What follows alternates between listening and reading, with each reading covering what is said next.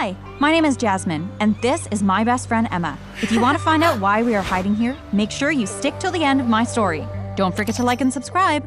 Growing up in a desert was fun. Everyone praised me for the unique blue-green color of my eyes, but I didn't care about that. I was always a more outdoorsy type. Out of all of the kids on our campsite, I could build the tallest sandcastle, and all the other kids would have a blast kicking it down. That was the fun part. While I was this fun, popular kid, there was this one day that really made my blood boil, where I saw a shy girl sitting by herself, and then two other boys threw sand all over her hair, so I went to her rescue.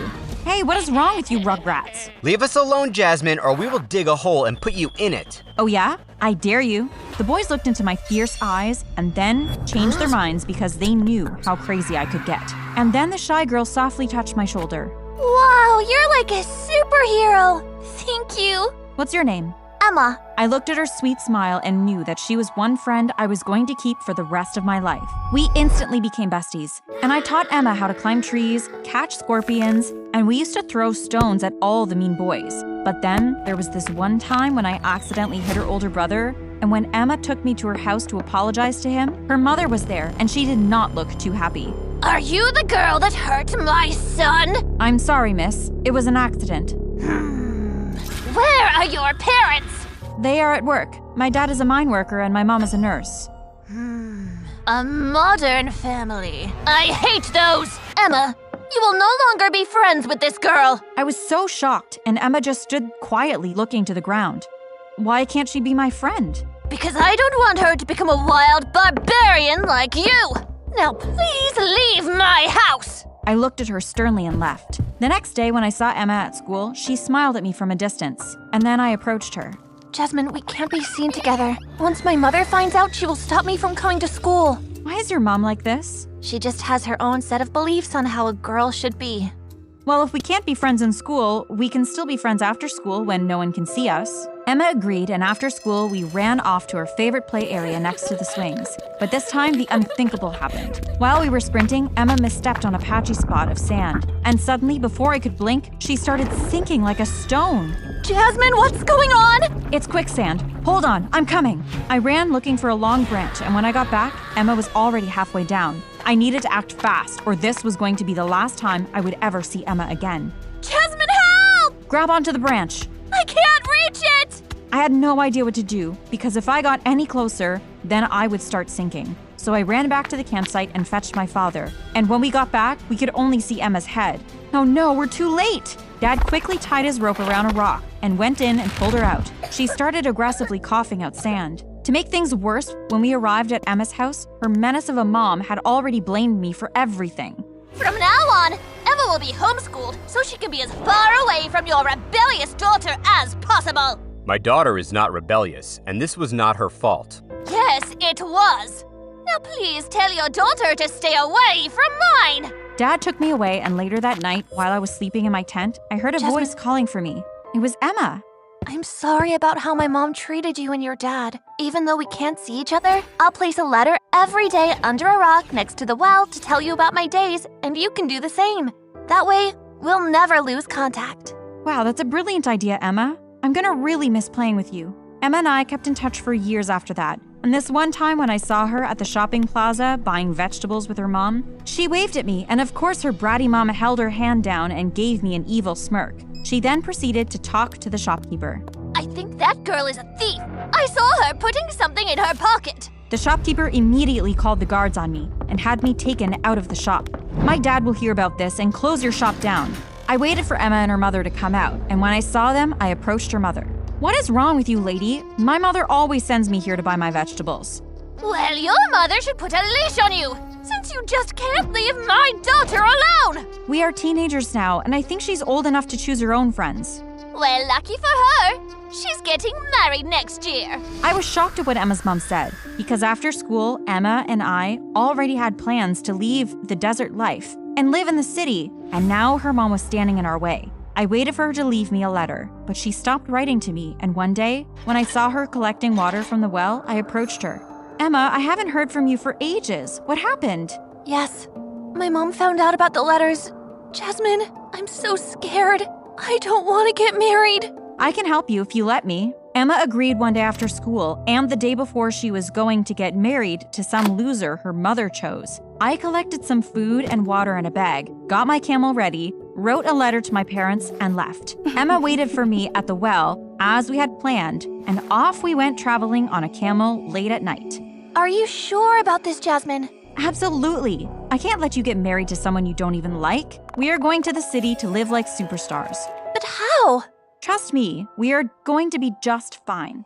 As we rode through the sand dunes, the camel started slowing down, so we had to let it rest for a while. I put up a small tent for us to sleep in, and before we could go to bed, we saw masked men on camels riding not too far from us. Oh no, those are my uncles! My mom must have sent them! We quickly packed up, but the camel was too exhausted to get up, so we left it and ran towards a mountain, where we hid in a cave and ended up falling asleep. The next morning, the sun was scorching hot, and our water had run out. And then we noticed a truck parked next to a cactus plant, and there was a man who looked like he fell asleep in the driver's seat. Hey, these are the trucks that go into the city. Come on. Jasmine, wait! What if it's dangerous? We can hide in the back. I pulled Emma. We quickly jumped into the back of the truck and hid inside some sacks. My heart was pounding with half excitement and half terror. The truck started, and off we went through a rocky journey all the way to the city. When the truck eventually stopped, we peeked out of the sack and saw cars and people dressed in nice clothes. So we jumped out, and then suddenly a taxi came racing towards us and almost knocked us down. But we managed to move away with our hearts throbbing. Oh my gosh, Jasmine, we made it! Yes, we did. We are in the city. We looked around us, and this was our dream come true. I could hear Emma's stomach rumbling, and I looked in my bag, and we were out of food. I didn't have a plan, and that was a big problem. So what now? Well, look, there's a place where people are eating. We stood by the glass window looking at everyone eating, and then a man in a white suit spotted us from inside. I don't have any money. What? Jasmine, I thought you had this all planned out! Well, while I was thinking about what to say, the man with the white suit stood in front of us. Hi there, ladies. Do you want to join us? No, thank you. What? But we're hungry! We don't know this man. We can't just trust him. Yes, she's right. You can't trust anyone. My name is Jeff, and I run a modeling agency, and you are exactly what we're looking for our new perfume brand. Jeff cupped his hands around my face. I never saw myself as a pretty girl or a model. The only thing nice about my face were my light blue-green eyes. Okay, so you want me to model for you? Not for me, for the brand. You're going to be a famous girl. Now, this was a dream come true, and it happened just on time. Jeff booked a hotel for us, and we went wild, jumping on the white, clean bed, and I took a bath like 5 times in the huge basin that looked like a swimming pool. Growing up in the desert, we did have some knowledge of how people lived in the city, but we only read about it and never really experienced it. Wow, this is amazing! Emma and I sat out on the balcony and gazed up at the stars. I turned to her and was happy to see her smile again. I missed that smile of yours. She blushed, and then she yawned. It was time for bed. Jasmine, thank you for letting me see all this. Thank you for coming with me. We fell asleep, and the next day was a complete nightmare. I did the perfume shoot, and when I got back to the hotel, Emma was gone. And then I saw a note under my pillow. My uncles found me. Please just let it be. Don't come back for me. Live your life. I sat down crying for a while because I really wanted her to be free from her mother and her jail cell life. I continued doing more and more shoots, and eventually I became a very famous model. I bought a house, and then I started thinking of my parents and Emma.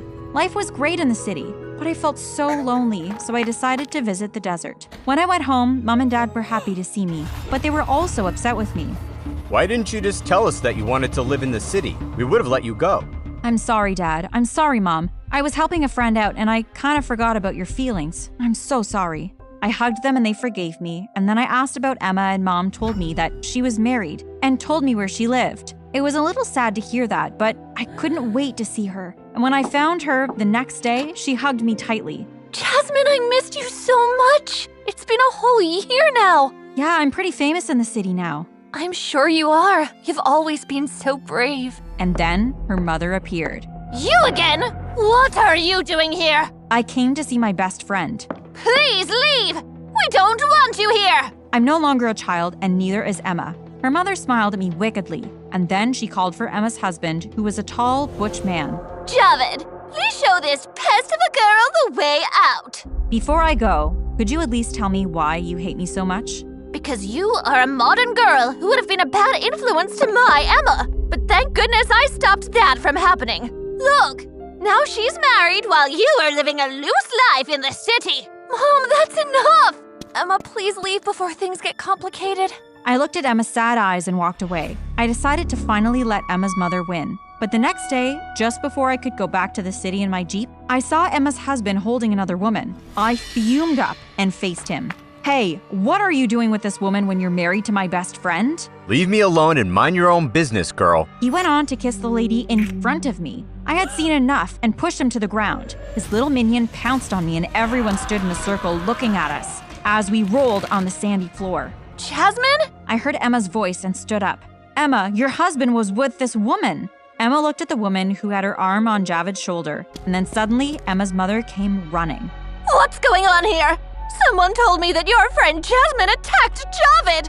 Mom, look at what you made me marry! Emma's mother saw the husband with the other woman, and he was smiling like it was okay, until Emma and her mother took off their shoe and started giving him the famous desert shoe beatdown. After that, Emma's mom approached me. I'm sorry. I tried so hard to keep my daughter away from you. All because I didn't want her to be like you. Free and so smart. I was wrong. I'm a bad mother. Emma hugged her mom and I forgave her. Then Emma came back with me to the city so we could live our dreams together. I thought the surprises were over, but one day, as we sat outside the yard looking at the stars, I looked at Emma and held her hand, and then she leaned closer and kissed me. I had been waiting for this moment all my life, since I fell in love with Emma the very first day I saw her. Wow, I didn't know you felt the same way. I guess I was just waiting for the right moment. I love you, Emma. I love you too, Jasmine. Have you ever wondered what it's like to be a celebrity kid? You might think it's so glamorous and fun, but you're wrong. I'm about to explain how it isn't all that. See, both my mom and my dad are famous movie stars. My dad is also in the music industry, so that's double the fame. By the way, I've changed my name and the name of everyone involved because I can't just reveal my family secrets without getting into trouble.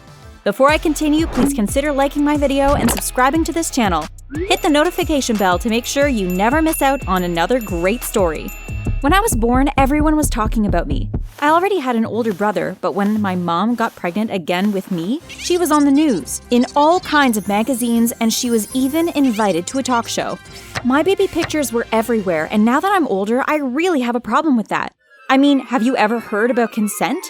But that comes with the fame. You don't really have much control over anything you do with your own life. So I was used to going to movie sets and everyone treating me like a little princess. I met loads of celebrities, but I didn't really feel the thrill that ordinary people feel when they meet famous people. To me, they were just average men and women with jobs just like my mom and dad. When I was very little, my parents were able to balance their careers and spending time with me. I don't remember feeling unloved or rejected. My dad would always tickle me, tell me jokes, and spin me around the room. My mom did typical mom things like play dolls with me and show me how to bake cakes. I started to feel them growing distant from me when I was about 5 years old. Natasha, honey, we're hiring a nice nanny to take care of you and your brother. Her name is Christina, and she's really nice. What's a nanny? Why do I need someone to take care of me? Where will you be? Well, Mommy and I got some more great deals and we'll have to be on set almost all day. We can't stay at home with you anymore. I never went to regular school because my parents thought it would be better for me to be homeschooled instead of dealing with the paparazzi and all that drama. I always had at least one parent home with me, but this whole nanny idea was totally new to me. Anyway, the next day, Christina came into our lives. She was a tall, beautiful Latin American woman, and from the very beginning, I was fascinated with her language. Hola, muñeca, you are the most adorable little girl in the whole world. We're gonna be such great friends. Her nickname for me was Muñeca, which meant doll. We developed an unbreakable bond from the beginning. My brother Patrick didn't really care about who was home with him or who wasn't. He spent most of his time in his room playing video games anyway. So I had her all to myself. During a normal day, she'd help me with my lessons. Then, she'd always have something fun for us to do. She taught me Spanish too, and I became fluent in no time. Sadly, we couldn't go out to do anything, but my house was huge, so it didn't matter. I was so distracted with my new nanny that it took me a while before I realized that my parents barely spoke to me anymore. When they came home, I was usually sleeping, and when I woke up in the morning, they'd already left for work. One night, I decided to stay up past my bedtime to say hi to my mom. When she came back home, I ran up to her excitedly. "Mommy, I missed you so much!" Now, why are you up so late? "I stayed up to say hi to you." I have to go to bed now. I am so tired. And that was that. No hug, no story, no nothing. Didn't they love me anymore? When I was about 10 years old, I was so used to my parents totally ignoring my existence that it became normal to me. Then one day, Christina approached me with an interesting idea. We're having a birthday party for my little nephew next Saturday. I think you should come, muñeca. "But you know I can't really leave the house. What if someone sees me?" Oh, it's fine. We're gonna disguise you. You'll dress up like a little boy and I'll put a cap on your head. Look, I already got you an outfit. She pulled my disguise out of her bag and we both laughed. "Okay, I'm in." I was so excited. I'd finally be able to leave the house and see what it was like to be a normal person. We told my parents nothing. And it's not like they'd ask anyway. We told my brother we were going to the supermarket, and he just shrugged and went back to his game. Patrick wouldn't care about anything if you paid him to. And just like that, we were off. Christina's neighborhood was about an hour away. We took a taxi there, and when we got off, I looked around. The place was definitely different from where I lived. For one, the houses were a lot smaller. She let me change into ordinary clothes when we got to her house because everyone already knew who I was. They knew who Christina was babysitting for. Her whole family was there. Sisters, brothers, uncles, aunts, old people, kids, and everyone was so happy. There was laughter everywhere and I instantly felt at home. I was even happier that they didn't make a big fuss over me. I felt ordinary and not like some celebrity's kid. For the first time in forever, I played with kids, filled my tummy with candy, and danced away. Then I looked around and became extremely sad. All over there were parents talking to their kids, hugging them, joking with them, and just having fun. I looked at them and realized I didn't have that anymore. And suddenly, I just broke down into tears. No one could make me feel better, so Christina put the disguise back on me and took me home. Why are you crying so much, darling? My parents don't care about me. All they care about is their movies and their music. I wish I could live in your neighborhood instead. Oh, they're just busy, that's all. I'm sure they still love you and care about you. Now come, let's watch your favorite movie. It'll all be okay. As I grew, I got really bored at home and begged my parents to let me go to school. They didn't spend much time talking to me about it, and they asked Christina to find a safe private school. It seemed like my education didn't matter much to them either. So when I was 14, I went to his school for the first time. It was great to be around other people my age, and my teachers explained to my classmates that they couldn't take pictures and stuff like that for legal purposes. I didn't have to work very hard to become popular.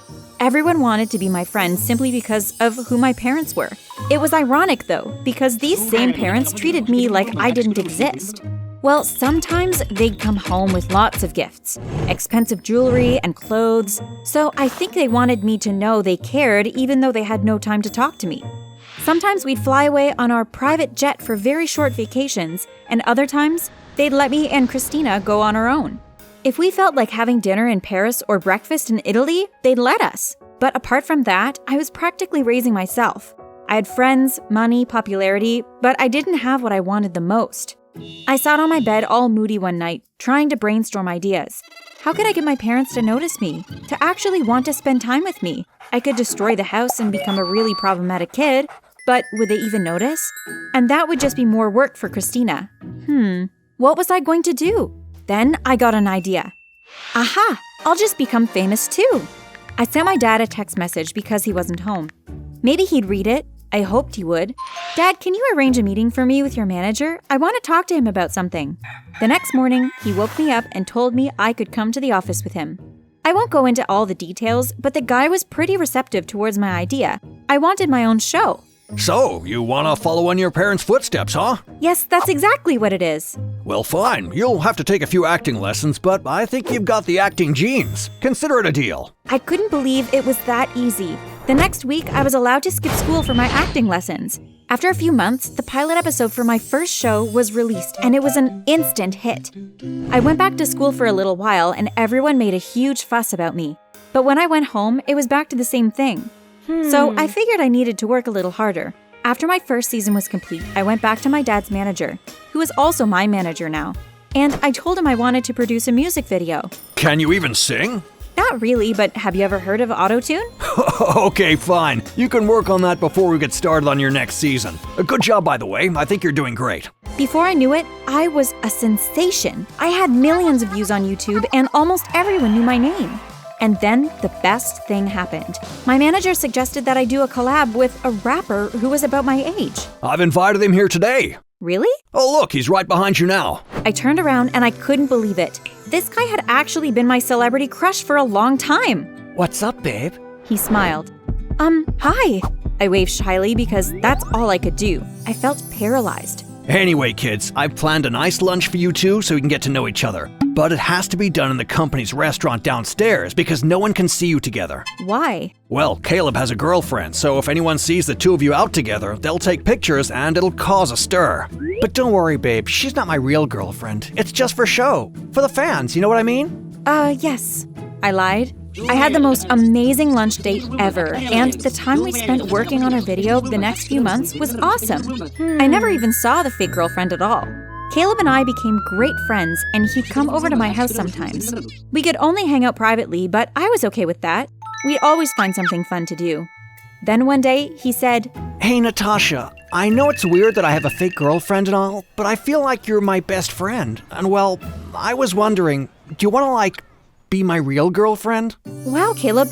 Of course. I thought you'd never ask. I finally had someone who saw my awesomeness and treated me like I existed. Although I was still sad about my parents, Caleb made me feel a lot better.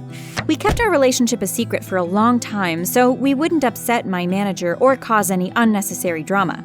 But we were so used to cuddling and kissing all the time that one afternoon we totally forgot. We were standing outside by my manager's building. I was about to go inside, and he was going to get into his car to continue shooting another video. He hugged and kissed me goodbye, then I heard someone say, Oh my gosh, I'm uploading this right now. Did y'all see that? Caleb is cheating on his girlfriend. The crowd all stared at us, and then Caleb's fake girlfriend Amaya got out of the car and started screaming. I didn't even know she was in there. How could you do this to me? Cheating on me with her? I hate you. What? But you knew you were my fake girlfriend all this time. What are you upset about? Are you hearing this, everyone? He's nothing but a dirty cheater. Shut up, you're an idiot. You'll never be good enough to have an amazing boyfriend like Caleb. Leave us alone and go find something interesting to do with your life, I screamed at her. At that point, almost everyone from that building had come downstairs to see what was going on, including my parents. Darling, please stop. You're creating a scene. Do you realize that this is the first time you've spoken to me in years? You're the most horrible parents in the universe. All you care about is your career. You treat me like I don't exist. Honey, what? Oh no, I didn't know you felt that way. How could you know if you never bothered to talk to me? And all you people listening along, because I know this is being recorded. Don't you ever for a second think that it's fun being a celebrity or a celebrity's kid. It's awful. Our manager came down and asked us to all calm down. We went inside and Caleb called another driver for his fake girlfriend. Well, fake ex-girlfriend now. He left too, and I was alone with my parents for the first time in a long time.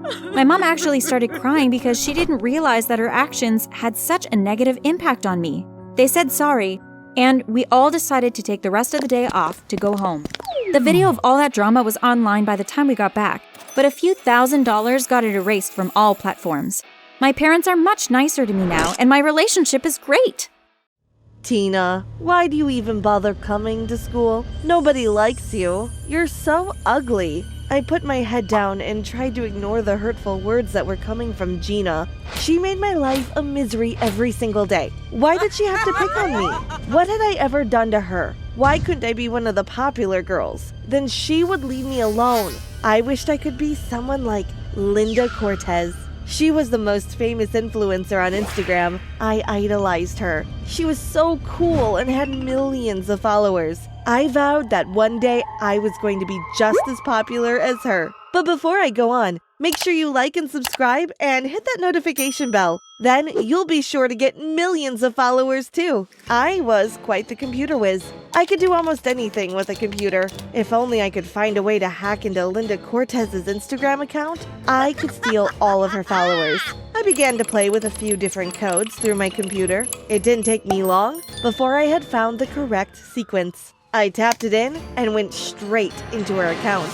Haha, this is easy, I thought. I took all of her followers and changed them to follow my account instead. I literally left her with 0 followers. It felt so good to see how many people were following me now. So this is what it feels like to be a popular girl, I thought. But having all the followers wasn't enough. I wanted to actually be Linda Cortez.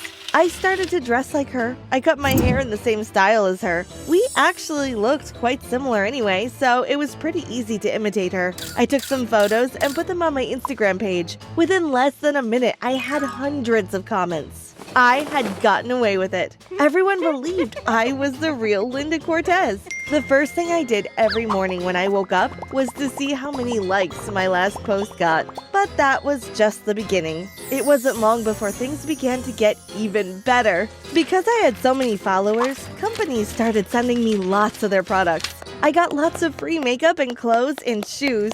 One company even sent me a year's supply of face products. Sometimes people would even recognize me on the street. One time I was out shopping with my mom when suddenly I was surrounded by a group of young girls.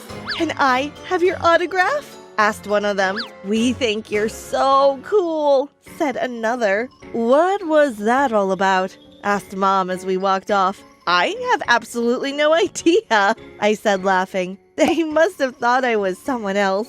I made a mental note there and then to never dress like Linda Cortez if I was going anywhere with my family. I couldn't risk getting caught out. I used to get invited to the opening nights of all the new restaurants in town. It seemed like every week I was getting a free meal somewhere, and all I had to do in return was post a selfie of me in the restaurant saying how amazing the meal was. I was having the time of my life. I even had companies offering to pay me to advertise their clothes. I made so much money just to say, "Look at me wearing my Gucci t-shirt. I love Gucci." Then one day, I got a phone call from a journalist working for Vogue magazine. "We want to do an interview with you, Linda," said the journalist. I was sure I could pretend to be Linda if I wore the same clothes as her, but I couldn't pretend that my house was Linda's mansion. Everyone knew she had a huge house. She had posted so many photos of her there, sitting by her pool or lounging on her expensive couch. What can I do? I thought. I told the journalist that I needed to check my diary, but I would get back to them. I needed some time to think. I sat down and tried to come up with a plan. That's when I heard the newsreader say Linda's name. I looked up at the TV. There was Linda walking through an airport building. The newsreader was talking again. "Look how fabulous Linda Cortez looks as she jets away to her luxury villa in the Caribbean." This was perfect. Linda Cortez was going to be out of the country on holiday, so all I had to do was break into her villa and meet the journalist there. I called the journalist and arranged to meet her at Linda's house at the end of the week. I felt so pleased with myself. I felt like nothing could stop me now. The day of the interview came, and I made sure I got to Linda's house an hour before the meeting. I snuck around to the back of the house. I couldn't believe my luck. The kitchen window was open. I climbed in and went through to the lounge. I had brought some photos of me in frames, and I put them around the room. It wasn't long before I heard a knock at the door. When I opened it, I was feeling really nervous. I wondered what I should do if the journalist saw through my disguise, but she didn't even bat an eyelid. We went through to the lounge and sat down. I started answering all the journalist's questions. It wasn't difficult. I had studied Linda for so long, I knew everything about her. We were on our final question when I suddenly saw a car pulling into the driveway.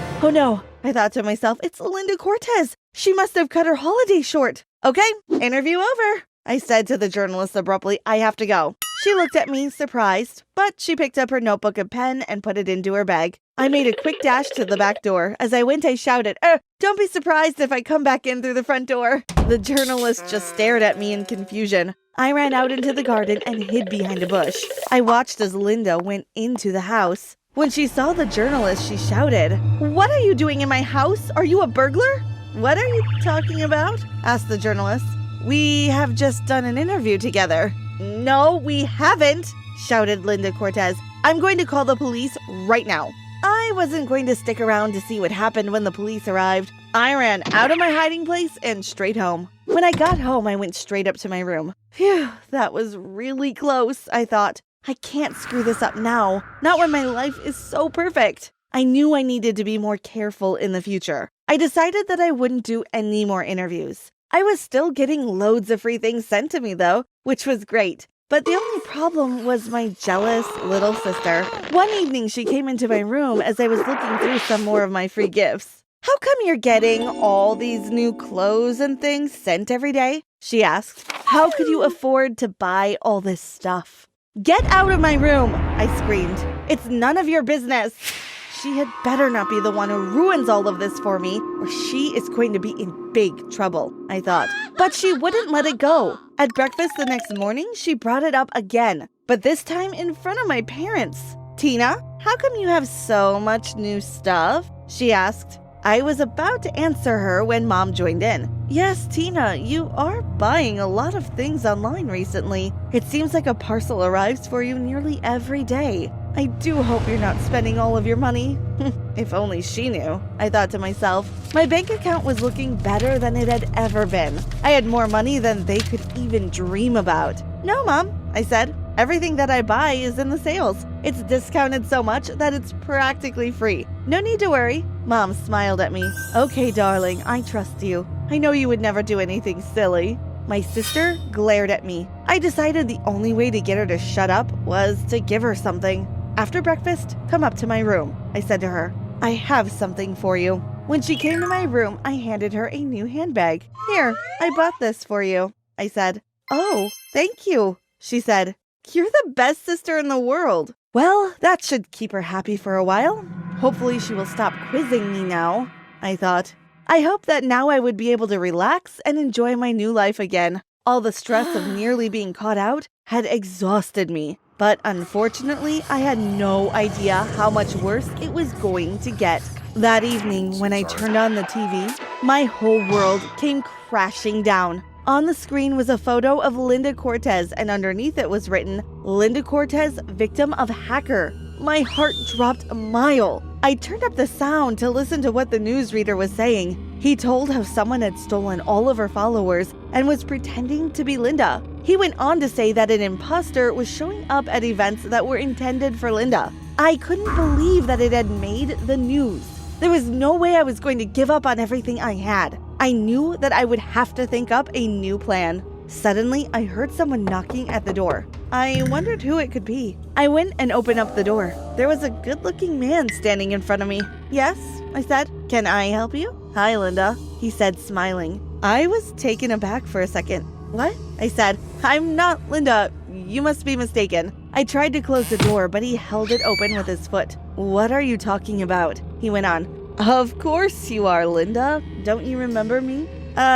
No, sorry, I don't. I'm Tony." I looked at him blankly. "Your ex-boyfriend," he went on. Oh my God, how was I going to get out of this one? I needed to convince him that I was Linda. Otherwise, he'd call the cops on me. "How did you find me?" I asked him. "Oh, that was easy," he said. "I just traced your IP address from your Instagram account and found you here." But just then, he seemed to notice the TV behind me. The newsreader was still talking about the hacker. Tony looked from the TV straight to me. Then his eyes wandered around my house. "Wait a minute, this isn't Linda's house," he said. "Who are you? Are you the person that hacked into Linda's account?" "Yes," I cried finally. "But please, don't tell anyone. My life was awful before, but since I became Linda, everything is so good."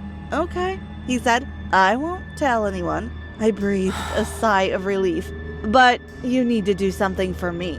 "What?" I asked. "I want you to help me get back with Linda." "How can I do that?" He told me he wanted me to call up Linda and tell her that I was the hacker, and I wanted to meet with her to apologize. "But if I do that, she will call the police and I will get arrested," I said. "Oh, don't worry," he said. "I will convince her to forgive you. Everything will be fine." I wasn't sure what to do, but in the end, I agreed to help him. I had no choice, did I? The next day, I called Linda and told her that I knew who the hacker was. I asked her to meet me in town at a cafe. Tony picked me up and we drove together to the cafe. On the way, Tony pulled into a supermarket car park. "I just want to stop and buy some flowers and make a phone call," he said. When we reached the cafe, I could see Linda sitting at a table. As I approached her, she stood up, but instead of talking to me, she spoke to Tony.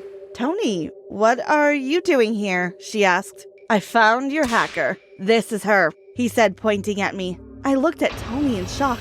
What are you doing? I cried. You said you would help me. I don't care about you. I just wanted to show Linda how much I love her. He pulled Linda into his arms and she smiled at him. I couldn't believe what was happening. He had betrayed me. That's when I heard the sirens.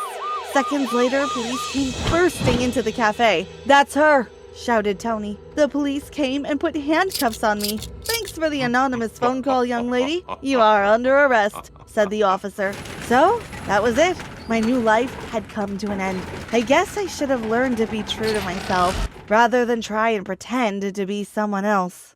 Hi, my name is Nia, and I live with my parents, my cute little brother Caleb, and my older sister Irene. I'd always believed that a sister should be a girl's first best friend. When I was younger, I totally idolized Irene. She could do nothing wrong in my eyes. I wanted to do everything just like her. Luckily, this didn't annoy her at all. She'd let me wear her clothes, listen to her music, and even wear her makeup. Before I continue, please don't forget to like, subscribe, and hit that notification bell so you don't miss out on any more great stories. The problem started on my first day of high school. I was so excited to finally be going to Irene's school. She has always been a social butterfly. She was popular with lots and lots of friends I'd never met because she never brought them over. For a long time, I was the complete opposite. I wasn't lonely though. I had 2 or 3 friends, but I wasn't popular at all. Nobody knew my name. Anyway, my first day of high school was rotten, mostly because of Irene. When my mom dropped us off, Irene started walking ahead of me. "Irene, wait for me!" I shouted, but she walked faster. I was hoping she would show me around or at least help me get to my first class, but when I reached the hallway, it was filled with people and I couldn't find her anywhere. I was scared and nervous, but I managed to find my way around. There were so many unfamiliar faces everywhere, and I felt too shy to say anything to anyone. At lunchtime, I felt relieved because I'd get to meet up with Irene and tell her how my day had been going so far. I really wanted someone to talk to. I went to the cafeteria to get my lunch and spotted her with 2 of her friends. I got my food and went to sit next to them. This seat is reserved," Irene said to me coldly. "Why do you think you can just sit with us? This isn't how high school works. Go look for the table with the losers," one of her other friends laughed. Irene continued to stare at me coldly until I got up. She didn't even tell them I was her sister. I wanted to cry, but I had to hold the tears inside. I couldn't understand how my own sister could treat me like that in front of her friends. I felt like my whole world was falling apart. Later that day, I confronted Irene at home. "How could you treat me like that in front of all your friends? You have no idea how horrible you made me feel. I don't know anyone but you, and you treated me like a stranger," I said. "No hard feelings, sis. You're just not popular enough to sit with us. We can't ruin our reputation by having you around. So at school, just pretend you don't know me, okay?" she said. I had to get used to making a life for myself alone. For the next few months, Irene and I were friends at home but strangers at school. That started to matter less to me though because I started to make new friends. I forgot to mention this, but I love dancing and I've always been a great dancer. One of my favorite things to do was to search for random dance videos on YouTube. I'd watch the routines and I'd be able to do them perfectly in no time. My 2 new friends, Keisha and Darlene, loved dancing too. In fact, it's what brought us together in the first place. After school, we'd find a cool spot to create our own choreographies or copy those we had watched. We always had so much fun. Then one day, Darlene had a great idea. "I've been thinking that we should take our dancing more seriously. Let's give ourselves a name. Then we can start creating our own dance routines. We'll upload them on TikTok and YouTube. Maybe people will start hiring us to dance for money," she said. "That's a great idea," Keisha replied. I agreed too. It was my dream to someday dance in a music video, and I thought this could be a good start. Maybe somebody famous would see us. A girl can dream, right? We brainstormed for a while and finally came up with the name Thunderstorms. We all downloaded TikTok and decided that since I had the better phone, we'd use my account to make and post the videos. Our first video was silly but cool. We introduced ourselves and then did some silly freestyle dances. I went home that day feeling more excited than I had ever felt in a while. "What are you so happy about?" Irene asked as I sat on the couch next to her. "We started a TikTok account and we're going to get famous," I laughed. I didn't really believe it, but I was excited anyway. "Oh, that's cool. I've had an account for months, but I only have about 50 followers. Good luck with that," she replied almost sarcastically. I asked my sister for her TikTok name, found her, and followed her. I had no idea she had created so many videos in the past. There were videos of our pets, her doing her makeup, and there was even one of me sleeping. Oh, thank goodness she barely has any followers, I thought and sighed. How come you have no followers if you're so popular at school? I asked. She rolled her eyes and went to the kitchen. The next few weeks were exhilarating. The girls and I got matching outfits, and when we finished coordinating our dances, we'd upload them to TikTok. We asked all our friends to follow, and every day we gained about 20 new followers. We worked really hard trying to make sure our routines were perfect. We tried to make our videos as entertaining as possible, and we'd stay trendy by dancing to popular songs. We started getting offers to dance at small events like birthday parties and talent shows. We were getting paid to do what we loved, and we could actually begin saving for college. It was great. The crowd adored us wherever we went, and we gained many more followers on TikTok and YouTube. Then one day, a famous TikToker shared our video. After that, our account blew up with followers and kind comments from new fans. Before we knew it, we had over 200,000 followers. It felt like a dream. Everyone at school knew who we were, and they were all giving us positive feedback about our dances. Meanwhile, Irene became moodier each day. Her TikTok career wasn't going that well. She tried to gain followers by posting boring jokes and makeup tutorials, but I guess her content just wasn't interesting at all. Hey sis, do you mind sharing one of my videos so I can get some new followers? She asked me one night. I agreed and did as she asked, but no one followed her. After that, her attitude towards me changed completely. She would barely talk to me at all. Then I noticed that she was trying to turn my own parents against me. She did 3 major horrible things. This is the first one. It was my day to take out the trash. When I went to wrap it up, I noticed that it wasn't there. Then my mom came in screaming, "Mia, there is garbage all over the lawn. Why is there garbage all over the lawn?" She's lost her mind, Mom. I saw her empty the garbage bag on the grass. Then she just started kicking stuff around. I was too afraid to say anything to her because that kind of behavior is psychotic, Irene said. I stood there with my mouth wide open. I couldn't believe she framed me like that. My mom screamed at me a bit more and made me pick up all the garbage outside. The second thing she did was worse. A few days later, our parents left for work early and let us sleep in. When I got up, I fed the dog, got ready, and rushed to school. Irene was still there. When I got home later, the house was in a complete mess and my parents stared at me like they wanted to murder me. "What is the meaning of all of this?" my dad shouted as he pointed around the house. "Someone left the dog inside. Irene told me she left earlier than you this morning and that you must have left him in the house deliberately. Now why would you do such a stupid thing?" my mom said. The dog had destroyed our couch, pooped on the floor, and removed everything from the shelves that was within his reach. While my parents screamed at me, I saw Irene laughing. I decided not to tell my parents that it really was Irene because I still loved my sister and I wanted to understand why she was trying to sabotage me. That night, I tried to speak to her. I knocked on her bedroom door and went inside. She was busy doing a makeup tutorial for her TikTok channel. "Why have you been trying to get me in trouble? What have I done to you?" I asked. "Go away, I'm busy," she said and rolled her eyes. She wouldn't talk to me, so I walked away. At school the next day, one of my math homework assignments was returned to me and I got every single question wrong. I was horrified because I had double-checked my answers many times before submitting it. "I'll have to call your parents tonight," said Mrs. Henry. I sighed. I knew this would be a disaster. My parents were very strict about my grades, and they were furious when I got anything less than an A+ for anything. And it certainly was. She called after dinner, and my parents were fuming. "First you trashed the lawn, then the house, and now you're failing your assignments? It's that TikTok nonsense you've been doing. I'm taking your phone away," my mom shouted. "No, you can't. I need it. My friends need it too," I pleaded. "Give it to me," she said, and she grabbed it from my hands. I went up to my room fuming. My dance career was ruined. After I got ready for bed, I cried all night. The next morning, I looked like a horrible mess, and I had a terrible headache. I heard my parents leave the house, and Irene was in the shower. There was no way I was going to school in my condition. I've got to find a way to get in touch with the girls to let them know I don't have a phone anymore, and I'm not coming to school today, I thought. I snuck into Irene's room and took her cell phone off her desk. As I was about to dial Keisha's number, I noticed that Irene's journal was open. I saw my name and wondered what on earth she could have written about me in there. I took the book and hid it under my shirt and forgot about calling my friends. I went back to my room and locked the door. I turned to the first page. It read, "This journal is probably going to be filled with thoughts about how much I hate my sister." What? I thought. I couldn't understand why she would hate me. I flipped to the most recent entry. "I finally got Nia's phone confiscated."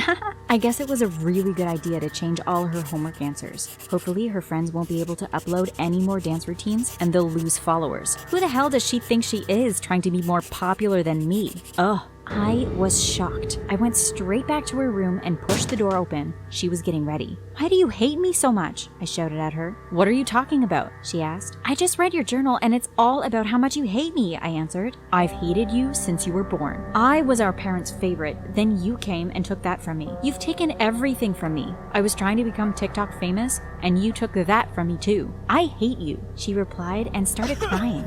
Then I spotted my phone on her bed. "What's my phone doing here?" I said while grabbing it. "It's too late now," she said with an evil grin on her face. I opened TikTok and all my content had been deleted and I only had about 1,000 followers left. "What did you do?" I cried. And just like that, my role model became my worst enemy. I eventually got my phone back, but the girls and I decided to use Irene's phone for the videos. It was hard starting from scratch again, but because we were already well known, we were able to get most of our followers back. Our fans wanted to know why we switched accounts, so one day I went live and told them all about the horrible things my sister had done. Now she has no followers at all. People shared my live video and described Irene as the sister from hell. Even her own friends didn't want to talk to her anymore. Months later, I eventually started to feel sorry for her, so I started talking to her again. Things have improved between us, but we still have a weird relationship. I just wish we could be best friends, but I guess that's life. Things don't always go the way you want them to. Growing up, all I wanted was to be famous. I spent hours and hours every single day on Instagram watching these perfect, gorgeous women post the most amazing pictures. Every single one of their pics had hundreds, if not thousands, of comments and emojis. I was so jealous of them. They had everything I wished I could, and they looked exactly the way I wanted to look. You see, growing up, well, I was a bit chubby. That's kind of a lie, though. I wasn't just chubby. I was really large. I hate the word fat, but it would fit me well. Everyone in my family was super thin and pretty. Mom would always say things like, "Honey, I just know there's a beautiful girl hidden beneath all that skin and extra fat." The worst part, she would smile at me and pretend that she was only trying to be thoughtful. So, yeah, my family didn't exactly help me with my self-confidence. To them, physical appearance was important, and I could tell that my parents were sort of embarrassed about introducing me as their daughter. But before we move on, like this video, hit the subscribe button, and activate the notification bell. This will let you live 20 amazing years longer. Trust me, it works. Mom had tried to convince me to go on a diet plenty of times. But, you see, I didn't have the willpower to actually go through with it. Sure, I'd start eating healthier on Monday, but by Friday, I was already ordering a large pizza with extra pepperoni. Dad would make hurtful jokes about my weight as well. "I would tell my daughter she needs to lose some weight," my dad joked around, often when we were out in public, "but she already has enough on her plate." And then, to make it worse, he'd end the pun with an annoying, "Get it? Get it?" Now, honestly, I think he believed it was just innocent fun and that he wasn't harming anyone. But I cried myself to sleep so many nights I can't even remember any longer. So, yeah, I was kind of a mess growing up. Also, the fact that my older sisters were all stunning didn't help at all. I spent all of those hours locked in my bedroom, browsing through my Instagram feed, imagining that I'm all those beautiful women instead of my chubby self. It made me feel ways that I didn't feel like feeling. And over time, I might have become a bit obsessed with my favorite IG models, to be perfectly honest. I know. I should have learned to love myself, but I just couldn't do it. I wanted to be like those models. I wanted the attention. I wanted so badly to be famous. I can't even add up all the hours I wasted doing nothing, staring idly at the screen, living vicariously through these women's IG feeds. And I also remember how cool and amusing their captions were. That was really half of the importance of their pictures. With a bad caption, even the best photo could be completely ignored, you know? I wanted to be as beautiful, as cool, and creative as all of them. Finally, though, something happened that finally pushed me over the edge. I couldn't believe it when no one, and I mean absolutely no one, asked me to go to prom with them. Even the most unpopular girls at school had a date for it. I was either going to have to go stag or stay at home. I decided to save myself the embarrassment. That night, feeling miserable and pathetic, I knew everyone was enjoying the prom and the music. Everyone was dancing and kissing. But oh no, I was sitting in front of my laptop browsing through Instagram and eating spoonfuls of ice cream. That was when I hit rock bottom. I saw my reflection on my laptop screen, and I decided that I didn't want to be this way any longer. I wanted to be pretty and thin and popular, and this time, I wouldn't give up after 2 or 3 days. I was going to get into my summer body and look as amazing as my older sisters, or even better. So I began following a lot of IG models and read about the diets and exercises they swore by. When I found one I thought would fit my style, I stuck with it for good. Every single morning I went out for a run. Actually, I ran everywhere. If I had to get to school, I jogged there instead of taking the bus. If my mom was taking me to the mall, I also ran. And if the place was too far, I used my bike instead. At some point, I went months and months without getting on any kind of fuel-based vehicle at all. I also refused to eat anything that was fried and limited my meals to veggies, lean meats, and from time to time, a bit of carb to balance things out. Still, I never had cake or cookies or bread. If I ate noodles, I made sure there were far more veggies on the plate than pasta. Believe me when I say that it wasn't easy at all. I wanted to eat handfuls of candies or a big bar of chocolate every single day, but I refused to do so. I allowed myself a single cheat day per month and saved it for super special occasions, like my birthday or a big party. The rest of the year, I never slipped even a bit from my diet. I was finally determined to be beautiful and slender, and that's what I would attain. My mom was so proud of this newfound determination, but I wasn't too thrilled about her encouragement. I didn't think it was okay for her to only approve of me when I looked thin, you know? Now when I began feeling like my body was looking different, I decided to post my first picture on Instagram. It was a before-after pic showing how I looked when I first began the diet. There was only one big problem. I couldn't think of what caption to use for my picture. After spending so much time on social media, I had come to realize how vital having the ideal caption was. I think I must have spent an hour thinking about different alternatives, and every single one of them seemed so silly. No, none of them worked. Researching my problem, I came along with this incredible app called Captions Now. Honestly, I was sort of skeptical about it. A friend of mine recommended it to me, and I was desperate enough to give it a try. Imagine my surprise when I noticed that there were tons and tons of captions to choose from. At first, I kept trying to come up with captions on my own, but I just wasn't good at it. I'd always open the Captions Now app and find the ideal alternative. In time, I stopped struggling with the decision completely and immediately opened the app whenever I had a new picture to upload on my feed. I also posted pictures of what I ate and me exercising, and people loved it. The captions I used helped boost my popularity. Within a month, I had over 30K followers, and I couldn't believe it. So I kept on working super hard and gaining experience dealing with my Instagram fans. I began realizing what they fancied the most and what kind of pictures got the most comments. I was even sponsored by a few brands, and that allowed me to make a great living, which was also great. I never stopped using that wonderful app, though. Captions Now saved me a lot of time and made uploading my pics that much easier. Now, as much as I loved being famous, there were some downfalls to it. I was kind of naive before, and sort of expected that it would all be flowers and candy, but boy was I wrong. I bet you must be wondering what my name is. I can't tell you, I'm sorry. Sure, I'd love some new followers, but after some nasty experiences, I've learned to value my privacy a bit more. I wanted to get this story out of my chest, but I don't want the wrong kind of crowd to associate this video with me. Because there are good, respectful fans, and then we have the creeps. And boy, do the creeps ruin the experience for everyone else. I have become so wary of actually meeting fans because of a few bad apples. At first, I began noticing that guys would stare at me while I worked out at the gym. I didn't know if they thought I was hot or if they recognized me from Instagram. One way or another, it was sort of flattering at first, but after a while, I began to feel uncomfortable because they weren't just looking at me like a normal guy would, a quick, appreciative look. They were staring, gawking, leering. It was so weird, and I didn't know if I should say something about it or ignore them. I was in a great shape and was very proud of the results of all my hard work. So I did like guys hitting on me and appreciating my looks, but not in a disrespectful or creepy way. Then there were the obsessive fans online. Guys who'd bombard my DM box with a ridiculous amount of messages. When I blocked them, they created a new account and told me something like, "Oh, Instagram must be messing up. I think the system accidentally blocked me." No. I blocked you because you were sending me explicit and disgusting messages and pics.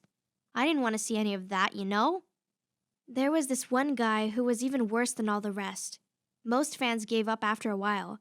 If I ignored them, they tended to accept the fact that I wasn't interested after a few months. This guy, He kept on insisting for over 2 years.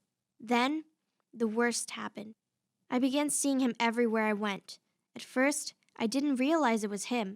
After all, I had never met this deranged fan. When I began to see the same guy no matter where I was, I checked my feed and added 2 and 2. I tried to change the supermarket and bank I frequented, but he still popped up there. Tired of him constantly being my shadow, I decided to confront him. I asked this guy why he was following me around, and he played dumb. Do you know what he said? "Oh, it's just a coincidence. I'm not following you or anything." I didn't believe him, of course, and began documenting every single time he accidentally ran into me. It was every single day as if he had nothing else to do but wait for me to step outside my door. Eventually, I had enough evidence to ask for a restraining order, and the judge agreed to it. This didn't really discourage my stalker, but at least I could call the police on him. He keeps claiming that it's all some big understanding. "It's all just a coincidence," he tells the police every single time.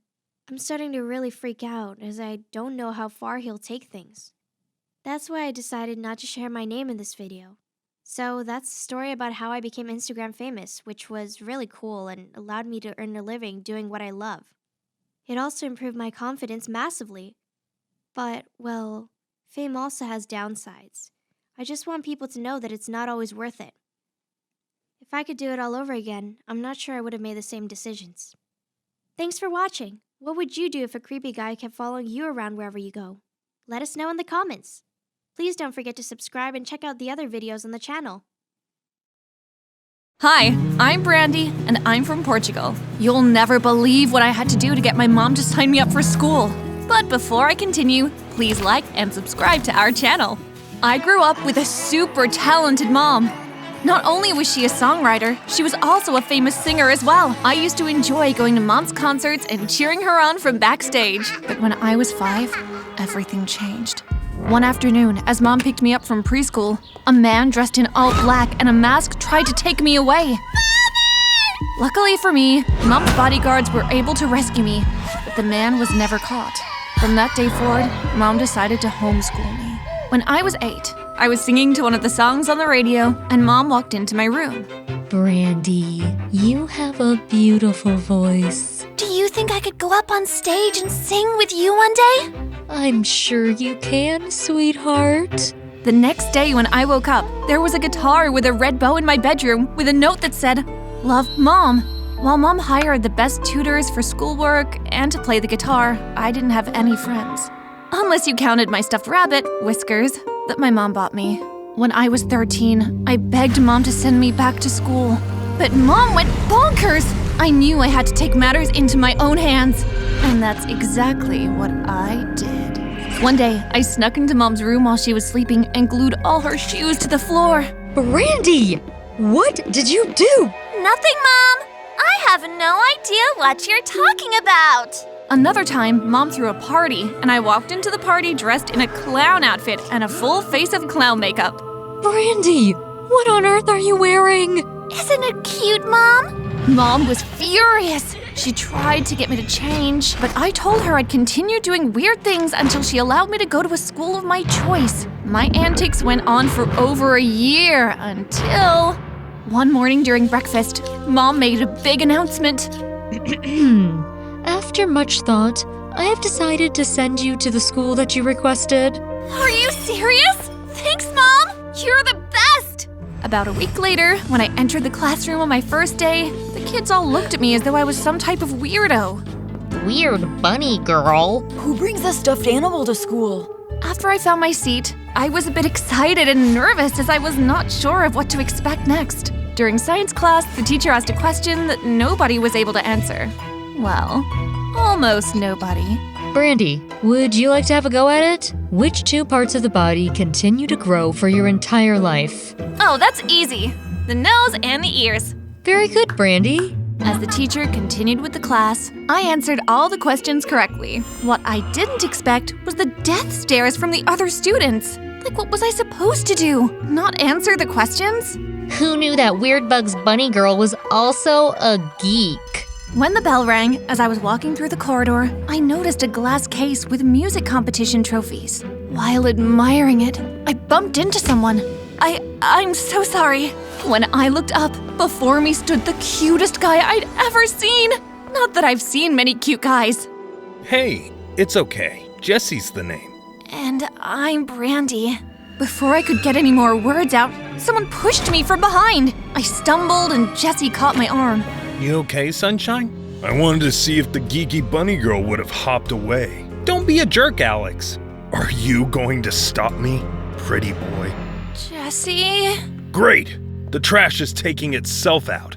The next day during lunch, I turned up my headphones to silence the teasing from the other kids. Just then, my favorite song came on, and I did what I always do. Belted out the lyrics like no one was listening. But someone was listening. You sound like a horse trying to sing opera. Before I could respond, 3 girls walked over to us. Stuff it, Alex. Are you afraid of a little competition? She sounds amazing and you know it. I haven't had any real competition in 3 years. Did you check the trophies in the hallways? The name of my group are on them, not yours. Girl, where did you learn to sing like that? I told the girls that I was homeschooled and I had had voice lessons. I skipped the part about who my mother was. We've got some great news. We've all decided to allow you to be a part of our singing group, the a cappella sorority sisters. Really? I'd love to. But you'll definitely need to get rid of that stuffed rabbit, and we'll need to go shopping to upgrade your wardrobe. Finally! I'd gotten what I've always wanted, friends! But it did come with a cost. Ever since Alex found out that I was part of Rebecca's group, he did everything to make my life a living nightmare. One time during class, I stood up to answer a question, and just as I sat down, Alex put a whoopee cushion on my seat. The farting sound wasn't the worst of it. The smell was awful. Kids at school called me Fart Girl for an entire week. One afternoon, while at the mall, I bumped into someone. Jesse, what are you doing here? Just hanging out. Why are you coming out of the men's store? Window shopping. So, I heard you joined the a cappella sorority sisters. You heard correctly. Are you any good? Find me a singing booth, and I'll let you be the judge of that. A few minutes later, we walked into a record store, and the guy set up 2 mics for us. Let's make this interesting. How about we do a duet? Ha! Is that the worst you can do? Jesse picked the song, and as the music track began to play, our voices blended beautifully. By the time the song was done, there was a crowd of people around us, and they all cheered. After Jesse and I sang, I told him I had to rush to practice with the girls. About 2 hours later, I showed up at Rebecca's, and the other girls were already there. We practiced for about 3 hours before we decided to take a break. Do you guys really think we could win against Alex and his boys this year? We sure can, now that we have our secret weapon. Rehearsal was totally awesome, and we decided to meet a few days a week until the competition. But what happened before that shook my world. A few days later, Angelica and I were hanging out at the mall. Why did you go into that store? Didn't you say that your dad left when you were a baby? To avoid her questioning, I quickly pulled Angelica over to a display window with the most gorgeous fairy wings ever. Aren't they amazing? I'll buy us a pair, and tomorrow we can wear them to school. The only thing I loved more than bunnies was fairies. I was super excited. I tried to give Angelica her pair of wings, but she insisted that I bring them to school with me the next day. As we walked into the food court, we spotted Alex standing at the front of the line chatting with the cashier. Listen, I've got to get something for my mom. I'll see you at school tomorrow. As I walked closer to Alex, I realized that something was wrong. I know it's here somewhere. I watched as Alex searched his pockets and his backpack frantically, while the girl behind the counter looked slightly annoyed. Sir, if you don't have the money, I have to ask you to step out of the line. I gasped as I saw Alex hold onto one end of the tray and the server held the other. Had Alex lost it? Please, I need this. Maybe I can do some dishes or something. I'll pay for it. That'll be $13.49, ma'am. I thought Alex may have been too macho to accept help from Brandy the weirdo, but he just stood there. After I paid for his food, I turned to walk away, but he held my hand gently. Thank you. This really is, thanks. And with that, he turned and walked away. The next day at school, I couldn't wait to show off my fairy wings, but I stopped in my tracks when I saw Angelica. Good God, who died and made her the mother of all fairies? she really thought I would wear fairy wings at school like a freak? I couldn't understand school kids. Why were they so mean to people who weren't exactly like them? Hey there, cute fairy wings. Do you have another pair in there for me? Are you making fun of me, or do you really want the wings? Does this look like a face that's making fun of you? Let's get these wings on. Shall we head to class, my fairy maiden? We shall. That day was spectacular. The teachers didn't even mind that Jessie and I wore the wings. Over time, the kids stopped laughing, and they were giving us compliments about the wings. A few girls even asked where I bought them. Later that day, while Jessie and I were having lunch, Rebecca, Trisha, and Angelica walked up to us. We heard what Angelica did to you this morning, and we're so sorry that she did that. That is not how friends act. Angelica has something she wants to say to you.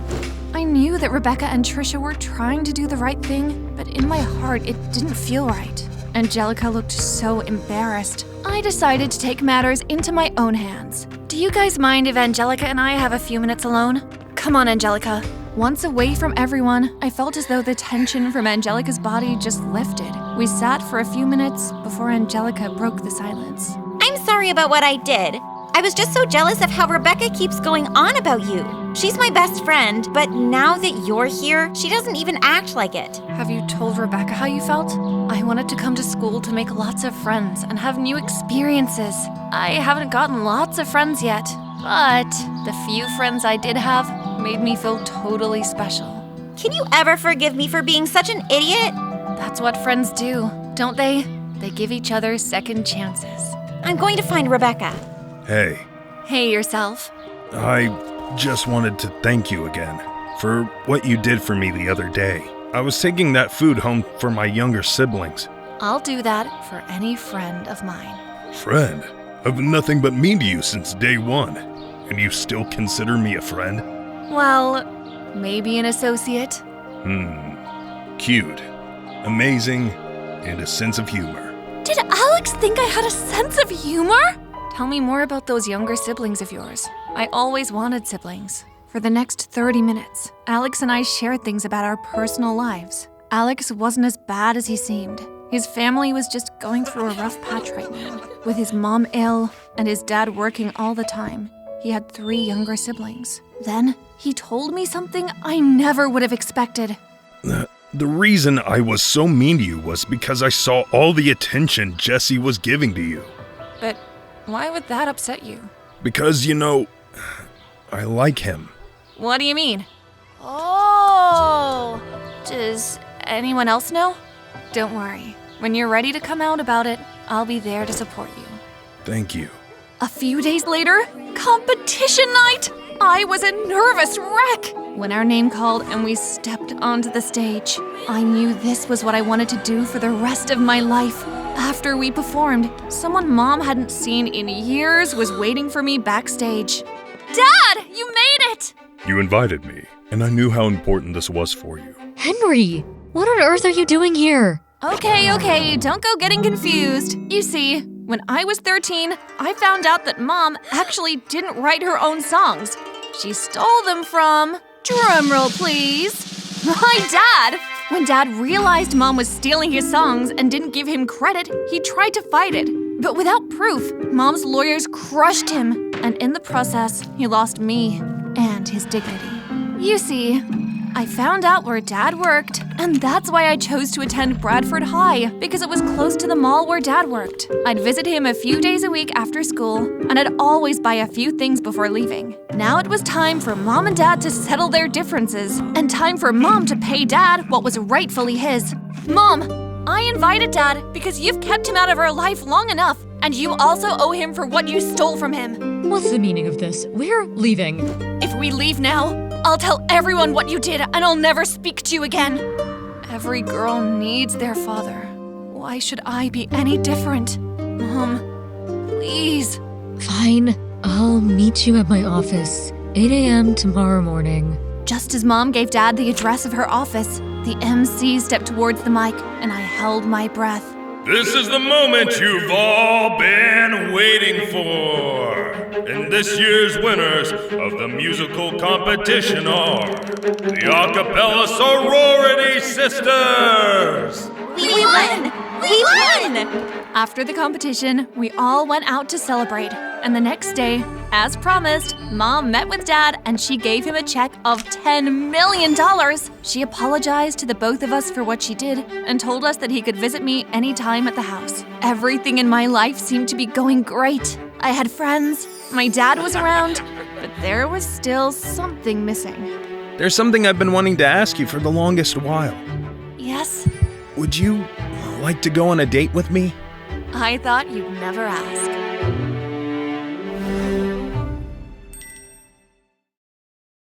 I first met Kim when I was 6 and I found her alone in our backyard. My screen attracted my mom, who came running to see what the problem was, and she was also surprised when she saw a strange child in the backyard. She didn't understand what was happening until a few seconds later when a large sweaty man ran into our backyard. The strange child laughed as soon as she saw him, and he picked her up and held her in his arms. He apologized profusely, and then we realized that he was her father. It seemed like she had slipped away when no one was looking and had somehow found her way into our backyard.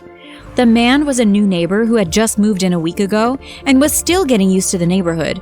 That was how I met Kim, or at least that's how I remember it, although Kim swears it happened in a whole different way. Within a year, Amanda, Freya, and Clara had moved into the neighborhood too, and pretty soon we all became friends, bonded by our mutual likeness for causing mischief. We were inseparable in the years that followed, and we all had just turned 20. Out of all of us in the group, I was the most attractive and desirable because of my model-like features that included my thin waist, tall height, and slim, long legs. Kim was the richest and the most spoiled, as she always got whatever she wanted because her parents could afford it. There was a boy who lived around. He was not part of our group, but we all knew him, and he knew us too. His name was Fika, and he was a tall, athletic-looking guy. He was handsome too, and one day Kim confessed to us that she had a crush on him. We all teased her about it, and she made us promise not to tell anyone. I was on my way to Kim's house one day when I saw Fika coming in the opposite direction. It seemed like he was coming towards me. I smiled at him and waved, expecting him to walk past me when he stopped right in front of me. Hey, Pen! Hey, Fika. Do you have a moment, please? It depends. What do you want to talk about? I asked, hesitantly. I want to talk about you. Oh, really? What about me? He hesitated, and I saw him fidgeting with his hands in his pockets. It seemed like he was sweating too, which was a bit strange, as it was a very cold day and he was in a hoodie. He paused for a while, and I was beginning to grow impatient with him when he finally spoke up. Pen, I just want to let you know that I like you and I'd like you to be my girlfriend, he said as he avoided my gaze. What did you say? I was shocked out of my mind, but just before he could talk, I cut him off and rejected him on the spot. I told him that it was never going to happen, and I told him not to ever ask me out again. I walked off, still feeling freaked out. How could he like me? Didn't he know that Kim had a massive crush on him, and I could never date him because of that? I wasn't ready to ruin my friendship with Kim because of a guy I barely knew. Although I told Fika not to disturb me again, I found him almost everywhere I went. It was like he always knew my whereabouts, no matter how hard I tried to hide from him. At some point, I wondered if he was tracking me. How come he always found me so easily? He always brought me gifts whenever he saw me, gifts ranging from cards to chocolates, and one time, he even brought a huge teddy bear, but I instantly rejected all of it, and continued to avoid him whenever I could. One day, Kim, who was almost always the mastermind of most of our mischief adventures, suddenly came up with a random plan. She said that she had caught my neighbor, Mr. Longhair, cheating on his wife, and that he had offered to bribe her by offering to let her take his Jaguar out for a ride. The 5 of us were all together when she told us. Really? When did this happen? I asked, curious. Oh, a couple of days ago. I was walking by this house when I saw a strange car parked in his driveway. I knew it didn't belong to his wife, so I decided to snoop a little. One of these days, your snooping is gonna get you in trouble. Maybe, but today, it got us a ride in a sweet Jaguar, Kim said, smiling mischievously. So we all get to ride in the car? Freya asked. Of course, we can all take turns driving it. It's gonna be legendary. So when are we gonna get to drive the car? He said that tomorrow would be okay, anytime from 9 p.m. So we decided that, Since my house was closest to Mr. Longhair's and he knew me, I was going to be the one to collect the car keys from him and was to drive the car to a particular junction where the others would be waiting for me and we could begin our joyride. The following night came, and a few minutes past 9, I was in front of Mr. Longhair's. I had never been in a Jaguar before, and I was also going to be the first of us to drive it. I pressed the doorbell and had to wait for a few seconds before I heard movement, and Mr. Longhair opened the door. Come in. He invited me to come in, and as soon as I did, I felt 2 strong hands grab me into a hug, and before I knew it, I felt a kiss on my face. It took me a while to realize that it was Mr. Longhair that did it, and as soon as I regained my senses, I landed him 2 quick successive slaps after I succeeded in pushing him off. He threw the car keys at me and he ran off into a room in the house. What a weirdo! Click the subscribe button and drop a like in this video if you know you're not a weirdo. I grabbed the keys and walked out of his house, still annoyed. I got into his car and drove off to meet my friends at the agreed location, but no one was there, and after waiting for a long time, I picked up the phone to call Kim, but her phone was switched off. I tried Freya, and thankfully she picked up. But she informed me that Kim told her that the plan was called off because Mr. Longhair had already confessed to his wife. After the call, I began to feel uneasy. Something was wrong. As soon as I stepped out of the car, I was suddenly surrounded on all sides by policemen and was promptly arrested. They opened the boot of the car and found all sorts of stolen items in it, and I was charged for car theft and possession of stolen items. I was given 5 years in prison, and while serving my time, the only person that regularly came to visit was FICA. One day, he showed me a newspaper article about me, showing pictures of Mr. Longhair kissing me. They had written all sorts of unbelievable and untrue things about me, which made me cry. I told FICA everything that had happened, and he believed me. He also suggested that Kim must have been behind it all along, which I agreed with. The 5 years passed quickly, and on the day of my release, FICA was there to pick me up, but when we got to the parking lot, staring back at me were the same people who didn't come to visit me once while I was in prison. As soon as Kim saw FICA, she went into a rage, screaming at him and inadvertently confessing all she had done, while also yelling at me that I deserved everything that she did to me since I was dating FICA. I looked at my other friends and was surprised when they didn't seem shocked at the revelation. They had found out a while ago, but Kim threatened them to keep quiet about it. They said they felt guilty about it, so they couldn't visit me while I was in prison. I just stood there, shocked and unable to move. I was shocked that my friends, who I had grown up with and had known all of these years, would do something like this to me. A few minutes passed before I calmed down and quietly told them to leave. You should all leave. But, Clara started to speak, but I cut her off. I said leave, and I never want to see any one of you ever again. You all disgust me. If you could treat a friend like this, I pity each and every one of you because you're all friends to each other too. You aren't my friend, you never were. Friends don't steal each other's man. It was then that FICA spoke up. I'm not your man, Kim. I never was, and I never will be. As soon as Kim heard this, she let out another scream and they got into their car and drove off angrily. Unbeknownst to me, while we were out in the opening having this conversation, some security guards who were nearby had heard this exchange, and using their testimony, I was able to clear my name before Kim was able to bribe or threaten them, as well as implicate Kim and Mr. Longhair for what they had done. Mr. Longhair and Kim were then arrested and were required to pay a huge amount of money as bail. They were also handed jail sentences corresponding to the gravity and weight of their offense. And all through the trial and sentencing, Kim showed no remorse for her actions or any remorse for setting her friend up because of stupid jealousy. Amanda, Freya, and Clara were also arrested, but they were handed suspended sentences because they initially had no idea about what Kim had done. Throughout this traumatic ordeal, FICA and I grew closer, and I began to see him for who he was. He was kind, honest, and understanding. He had been the only one who had been with me throughout, even when my friends had abandoned me. It did not take long before we began to date, and after much talk and deliberation, we decided to travel to a foreign country and start afresh there. We wanted to start a new life. We finally settled in a country, and we had lived there for about 5 years when one day we were on one of its exotic beaches. I was under a beach umbrella, lying on my belly and enjoying a good book, and Fika, who was now my husband, had gone to get us some drinks when I felt a tap on my back and a voice following it. Excuse me, miss. Can I talk to you? The voice said. Yes, I replied, turning to face the person, and as soon as my eyes saw him, I screamed at the top of my voice. It was Mr. Longhair. What was he doing here? How did he find me? My scream alerted Fika, and in a flash, he was by my side. As soon as he saw Mr. Longhair, he moved towards him menacingly with his fists tightly clenched, but he soon stopped quickly. This was not Mr. Longhair as we first thought, but his first son, who was almost a spitting image of him, albeit younger. He apologized for startling me, and Fika unclenched his fists. He then explained to us that his dad was somewhere on the beach and had spotted us, but was hesitant to approach us as he didn't know how he'd react. So he sent his son to us instead.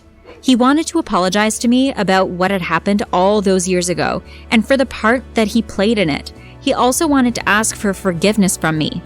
I thought about it for a while before I told him to inform his father that I had accepted his apology and forgiven him. He left quickly. I really didn't need his apology, but I felt a little bit better that he did apologize.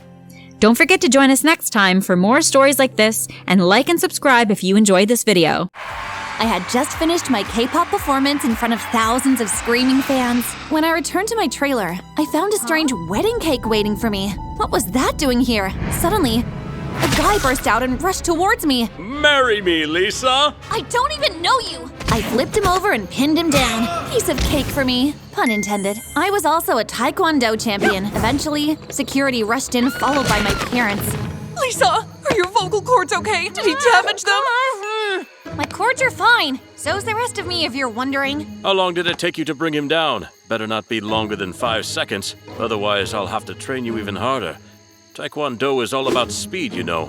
I rolled my eyes at my parents. They could be so unbelievable sometimes.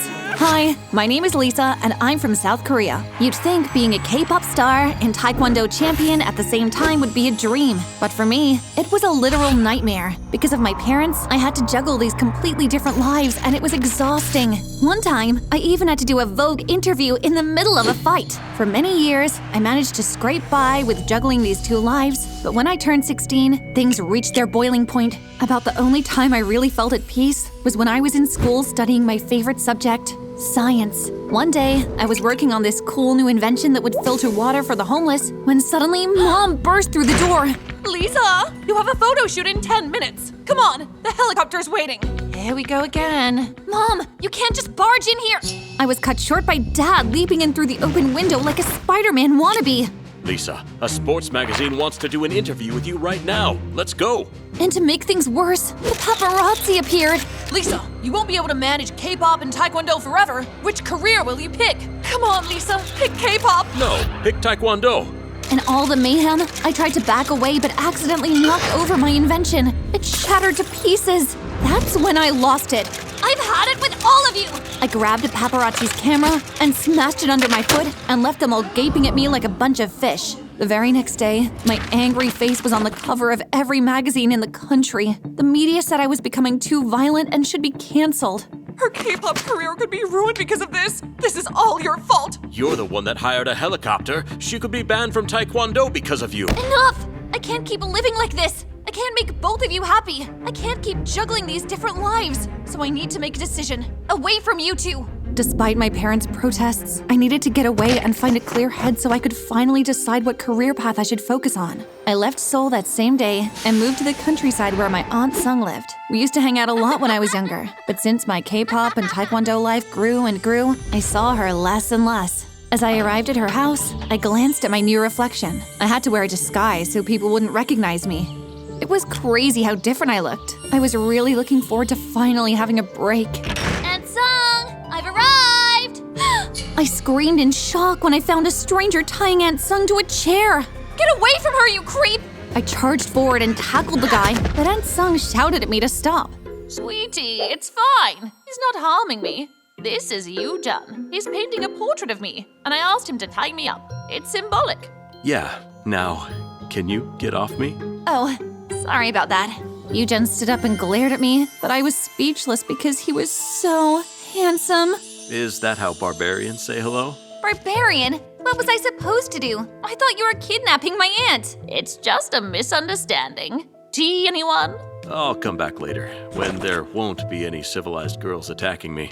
As he left, my blood boiled as if it was on fire. I'm so glad to see you. Stay here as long as you need, Lisa. We have much to catch up on. I've missed this Aunt song. On my first day at school, the most miraculous thing happened. No one noticed me. For once, I could walk through the halls without being chased by fans. I was so happy.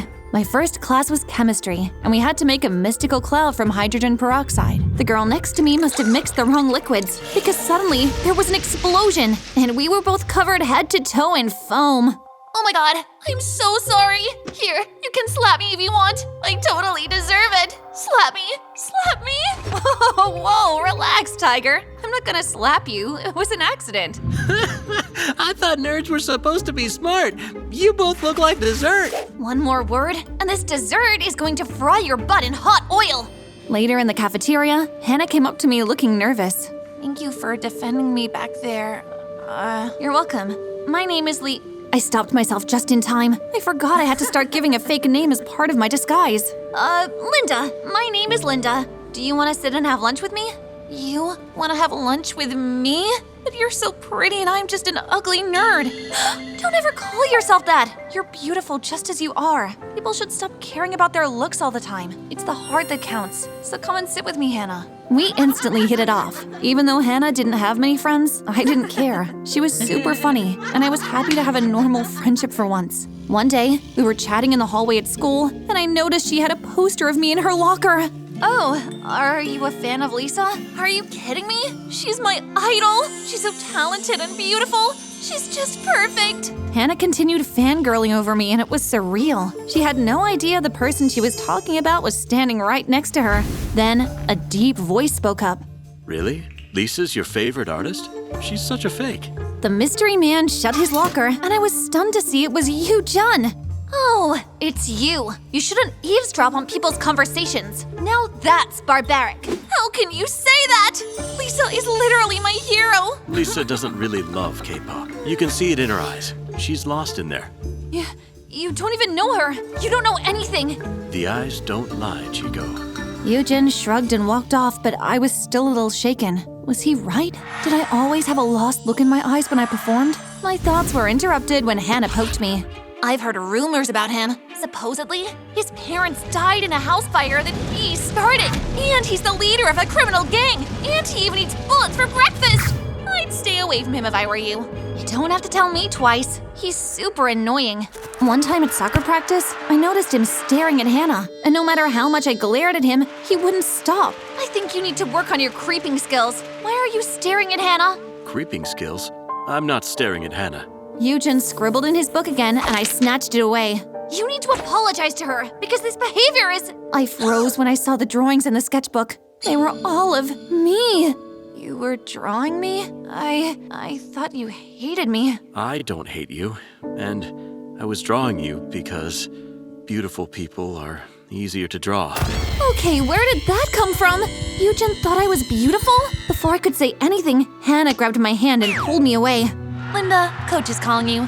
She's my friend, not yours. I didn't really pay much attention to what Hannah said, but I wish I had. Maybe things would have turned out better, but I wasn't thinking about Hannah. I wanted to know more about Eugen. So when he came over to our house to work on his painting, I discovered he was actually very funny and kind. I was surprised. He wasn't at all the brooding, merciless criminal leader Hannah made him out to be.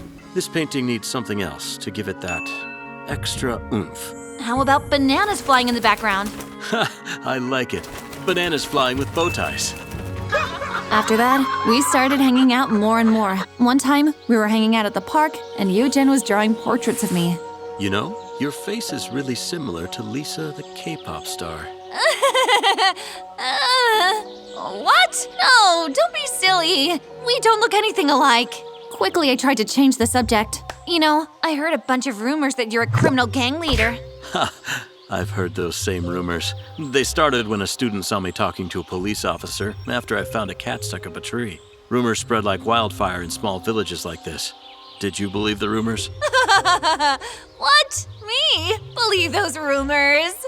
Never. By the way, random question. You don't eat bullets for breakfast, do you? This time, Yujin laughed so hard that he stopped drawing and rolled on the ground in laughter. My face flushed red with embarrassment, but I started laughing too just because of Yujin's laugh. I realized this was the hardest I'd laughed in years. It felt really good. Linda, run while you can! Hannah, what in the flying fish are you doing? Yujin pulled her off easily since she was basically half his height, but then she tried to drag me away. I'm saving you from being his captive. That's what friends do. Yujin isn't holding me captive. Besides, even if he was, I would whoop his butt in an instant. She is a great butt whooper. No, you can't be friends with him. You're supposed to be only my friend. Why would you want to hang out with this freak? Hannah, don't call him a freak. He's sweet and kind and he's my friend. Just like how you're my friend. For now. This was a different side to Hannah that I didn't like. For the rest of the week, she would try to interrupt Yujin and I whenever we hung out. It was getting really obsessive. Eventually, I told her to back off. Just because I'm friends with you doesn't mean I can't be friends with anyone else. You don't own me, Hannah. Oh, I see how it is. You think you're so popular now. You're too cool for me, the nerdy kid. Fine, be that way, but you're gonna regret this. And with those last words, she left and stopped talking to us. Or so I thought. Yujin became my bestie at school. One day we were having lunch and I was showing Yujin this funny meme on my phone when suddenly I got a text message from Jungkook. What? Was that a text from Jungkook? As in the Jungkook from BTS? No. Must have been a scam or something. I couldn't let Yujin know I was friends with the real Jungkook, otherwise he would know my true identity. I was about to show him another meme when suddenly something wet and sloppy fell on my head. I cried out as spaghetti dropped on my shoulders. Oops, sorry. I must have slipped. I was ready to give her the butt kicking of her life, but my stomach dropped when I realized my wig was slipping. I ran off while Hannah and everyone else laughed at me. I made it to the bathroom and took off my wig to rinse the Polonaise sauce. I thought I had locked the door, but then it opened, and Yujin was standing there with his jaw hanging open. Linda, you're Lisa, the K-pop star Lisa. I knew it, but how? I'm sorry I had to lie to you. I came here to get away from my life, and I've had to hide my identity. Only Aunt Sung knows. Please don't tell anyone. Of course. I won't tell anyone. Your secret's safe with me. We hugged, and it felt so good to know someone knew my secret. Now I didn't have to keep lying to Yujin. I could finally be myself around him.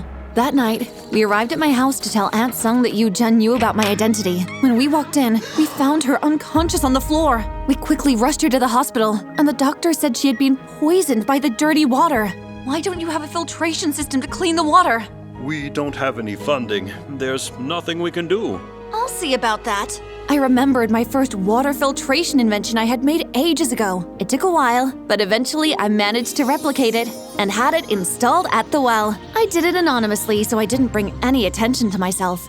Aunt Sung, meanwhile, was still in a coma, and Yujin would often keep me company while we visited her. He was really supportive through it all, and I was so grateful to have him in my life. One night, we were walking home from the hospital when suddenly there were footsteps behind us, and someone dropped a note at my feet. The stranger disappeared, but when I read the note, I gasped. It read, "Reveal yourself or I will." Oh no, someone knows about me. Why does it matter if someone knows who you are? Because it's the whole reason why I'm here. I need to make a decision. Drop K-pop or Taekwondo. I still don't know what to do. I know exactly how you feel. Before I became a painter, my parents pushed me to be a lawyer and a doctor. It took me a while, but I soon realized that I didn't like either of those careers. So I moved out here and pursued painting. It's what truly makes me happy. So maybe for you, it's not a matter of picking one or the other. Maybe there's something else you love. Yeah, maybe there is. After a few weeks, Aunt Sung finally woke up and we moved back home. When she heard what I'd done with the filtering system, she was so proud.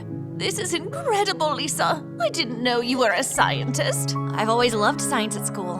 I guess with K-pop and Taekwondo, I just sort of forgot about science.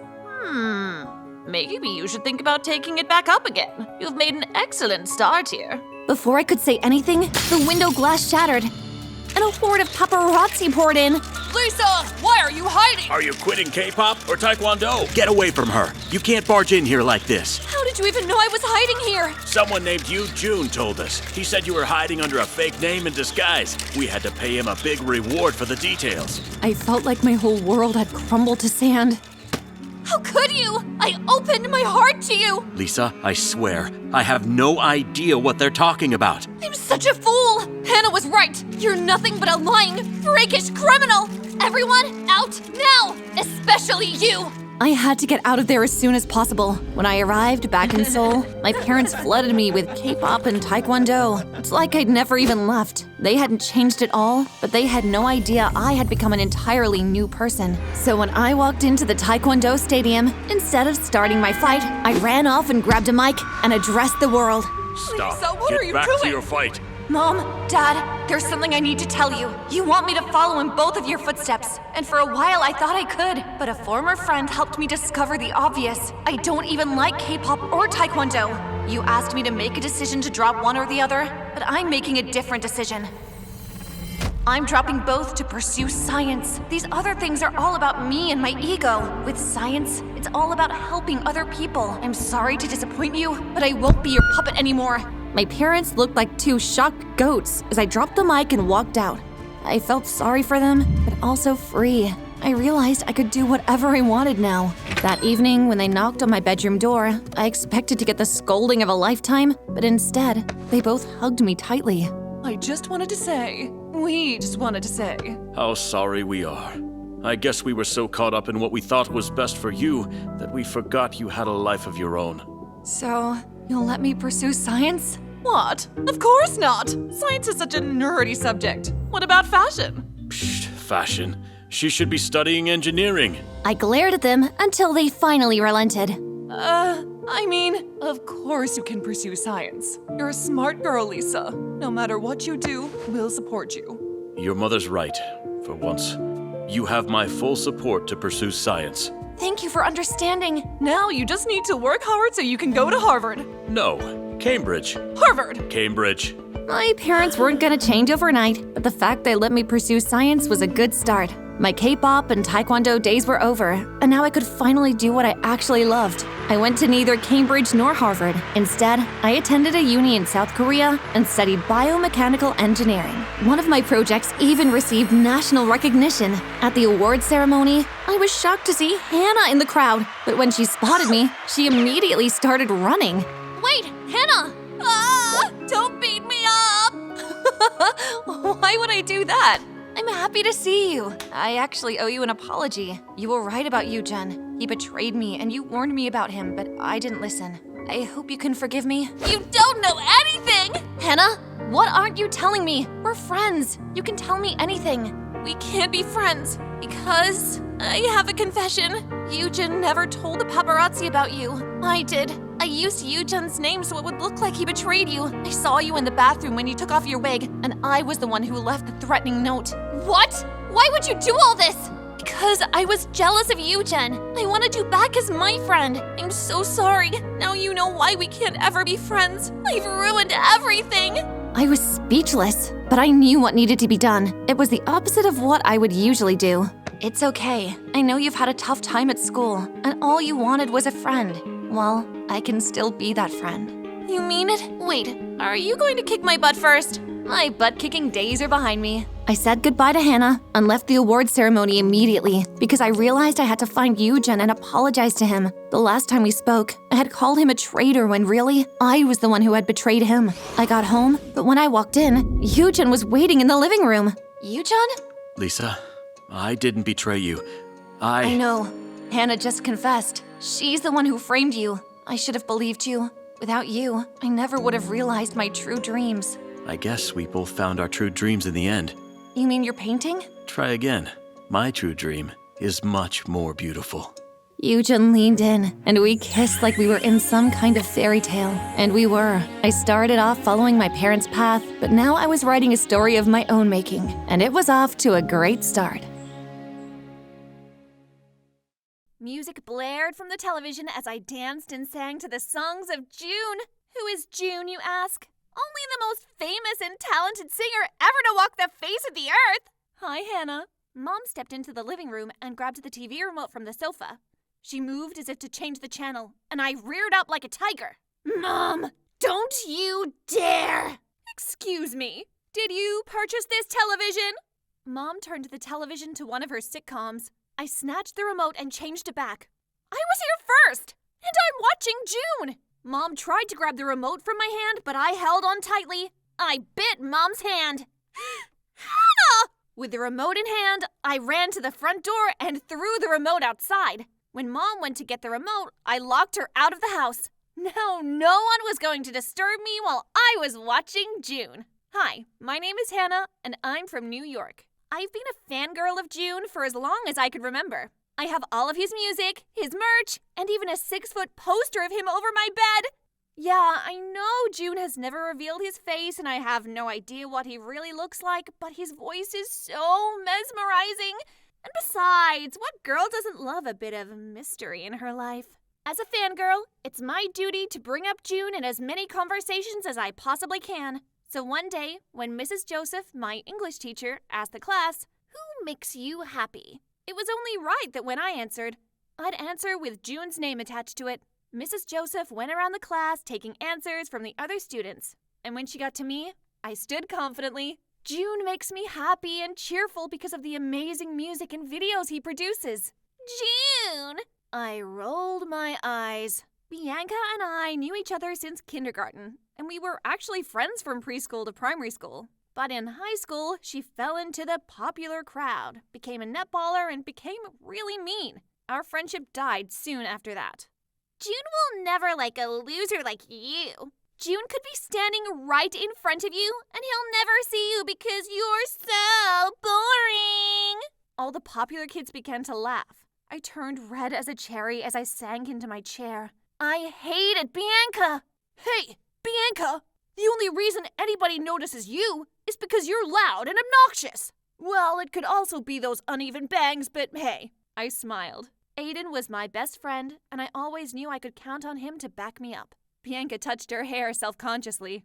My mother always told me that if I didn't have anything nice to say, then I shouldn't say anything at all. Aiden turned around and put his back to Bianca. The class guffawed, and Bianca glared at me, but she didn't say another word. Thank you. I winked at Aiden. When I was 9 years old, Aiden moved into our neighborhood. Over the years, we became best friends, even more so when Bianca ditched me. He's usually very shy and quiet, but he hates when his friends are being taken advantage of. He's super caring and super cute. But don't you dare tell him I said that.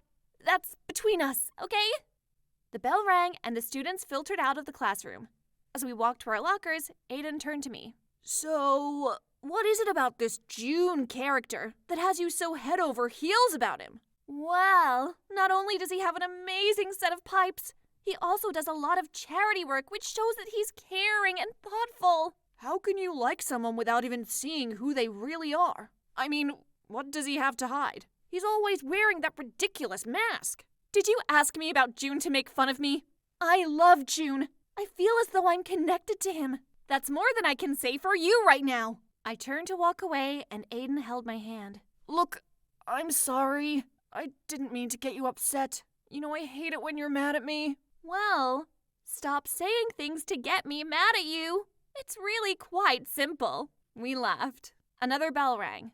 Look, I've got one more class. I'll catch up with you tonight. I nodded and watched as Aiden walked towards his class. I was still kinda annoyed. What did Aiden have against June?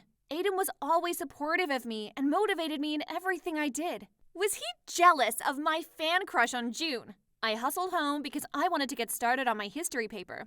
But when I got there and opened Instagram, history was the last thing on my mind. I screamed as I read the post from June's fan page. June will be having a concert next Friday, and he has got a surprise for his fans! Next Friday was my birthday! I needed to be at that concert no matter what. As I scrolled through, I saw tons of posts gossiping about rumors that June may reveal his true identity at the concert. Immediately, I messaged Aiden and told him to call me as soon as he got home. About an hour later, Aiden called. Have you been on Insta? Did you see June's post? He's going to reveal himself next Friday at his concert! Well, at least that's the rumor. That will be the best birthday gift ever! Slow down, Hannah. Do you want to go to the concert with me? I doubt Mom and Dad will let me go alone, but they trust you. So what do you say? So, if I take you to this concert, then I don't have to get you anything else for your birthday? I still want my cheesecake, Aiden. Don't play with me. Okay, fine. I'll organize the tickets, and it's a date. I hung up the phone. I was on cloud 9. My birthday was going to be perfect. Early the next morning, I checked Insta again before I went to school, and what I saw had me shook. June's concert was sold out! I was about to turn off my phone when I came across Bianca's video in which she held up her tickets for June's concert. I'm so sorry for all the losers who didn't get any tickets to June's concert. I called Aiden frantically. Did you get the tickets? Hannah, I plan on getting them today. Today? I knew I should have gotten the tickets. All the tickets are sold out, Aiden! Hannah, I'm so sorry. I was sure I could get my hands on 2 tickets. Let's face it, Aiden. You're jealous of June, and you didn't want to go to this concert with me in the first place. At least you could have been honest about it. You ruined my birthday. I knew something like this was going to happen. I wasn't planning on missing June's concert. I had to get my hands on a ticket no matter what. The days leading up to my birthday, I avoided Aiden. I didn't answer any of his calls or text messages. If I saw him in the hallway, I pretended he wasn't there. I couldn't believe that the only thing I wanted for my birthday was out of reach. So, Hannah, what will you be wearing to June's concert this Friday? Oh, that's right. Poor Hannah didn't get a ticket. Bianca and her friends laughed. You're right. I don't have a ticket, but I also don't have a black eye. Before Bianca could register what I said to her, I punched her in the eye. Hard! She stumbled backwards and fell into Aiden's arms. Hannah! What is wrong with you? What is wrong with me? What are you? Bianca's little puppet! Hannah, words are one thing, but hitting Bianca, you should have walked away. One of Bianca's friends spoke up. Didn't you hear? Bianca and Aiden are going to June's concert together. I glared at Aiden and walked away. Hannah, wait! But I didn't stop. I ran all the way home and slammed the door to my room. How dare Aiden yell at me in front of Bianca and her stooges? And on top of it, he's going to the concert with her! I had to stop them. The day before my birthday, I walked into school on a mission. Bianca brought her tickets to school every day, but today, she wasn't going to take them back home. I waited until lunchtime to make my move. I sat in the corner of the cafeteria and watched as Bianca waved her tickets in the air before she stuck them in the front pocket of her bag. Now was my chance. I got up with my tray in hand and bumped into Bianca and threw the bag on the floor. You dweeb! I'm so sorry, Bianca! I used the tray as a shield to grab the tickets between my fingers. I placed the bag back on the bench next to her. That's why losers aren't going to see June tomorrow. Bianca and her friends sniggered. Who's the loser now? I walked away quickly. A smile spread across my face. Hannah! I kept walking. I didn't stop. Hannah! Give Bianca back her tickets! I stopped and spun around. What did you just say? The tickets you took from Bianca's bag! Give them back! I looked over at Bianca, who searched her bag dramatically. You thief! I looked at Aiden. Are you going to make me give them back, Aiden? I know Bianca won't, or I'll give her another black eye to match the one her bad makeup job is trying to hide. Aiden walked over to me and snatched the tickets from under the tray. I dropped the tray on his foot, took the tickets, and tore them up. The entire cafeteria grew silent. I watched as Bianca sank to her knees and began to cry. It served her right after all the damage she'd done to others over the years. Sadness washed over Aiden's face. I came to the cafeteria to find you because I wanted to show you this. Aiden pulled 2 tickets from the pocket of his shirt. They were tickets to June's concert. Aiden turned away from me and walked over to Bianca and handed her the tickets. Bianca hugged Aiden and mouthed thank you to me with a smile on her face. I kicked the tray on the ground and stormed out of the cafeteria. The next morning, my alarm clock screamed at me and I threw it across the room. It was my birthday. Last night, I begged my parents to stay home so I wouldn't have to face Bianca today. Luckily for me, they agreed to let me take the day off from school. I grabbed my phone and expected to see a happy birthday text from Aiden at 12 o'clock, which was our ritual, but there was none. After what happened yesterday, I wasn't sure if our friendship was gonna survive. I still couldn't believe that I had stolen Bianca's tickets and tore them up, which had cost me my tickets to see June and possibly my friendship with Aiden. By the time I dragged myself off my bed, both my parents had already left for work. But they left me a happy birthday card for me on the kitchen counter with breakfast. I spent my day sulking, watching television and eating junk food. Not the way I planned to spend my birthday, but hey, beggars can't be choosers. At around 5 p.m., my parents burst into the living room.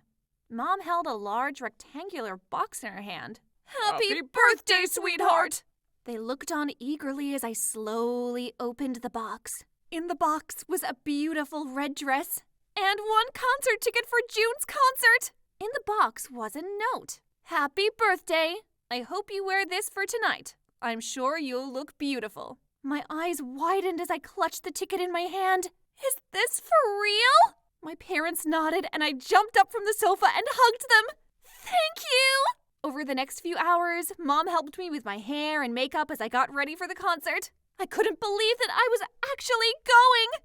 I wish I had someone to share June's experience with, but at least it was better than watching movies on the sofa. Once dressed, my parents dropped me off at the entrance of the concert. Have fun, baby!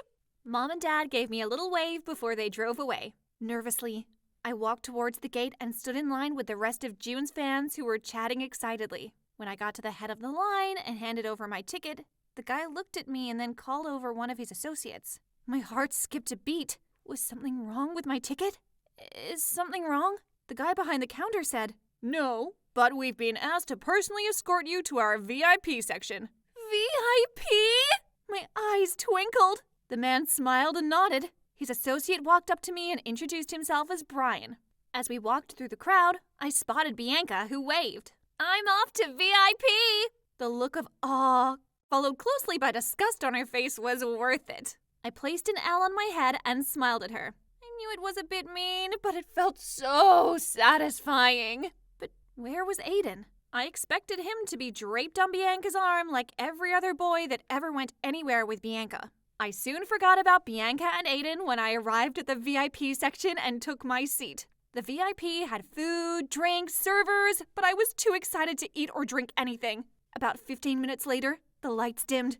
Smoke filled the stage, and I chanted with the other fans in anticipation. June!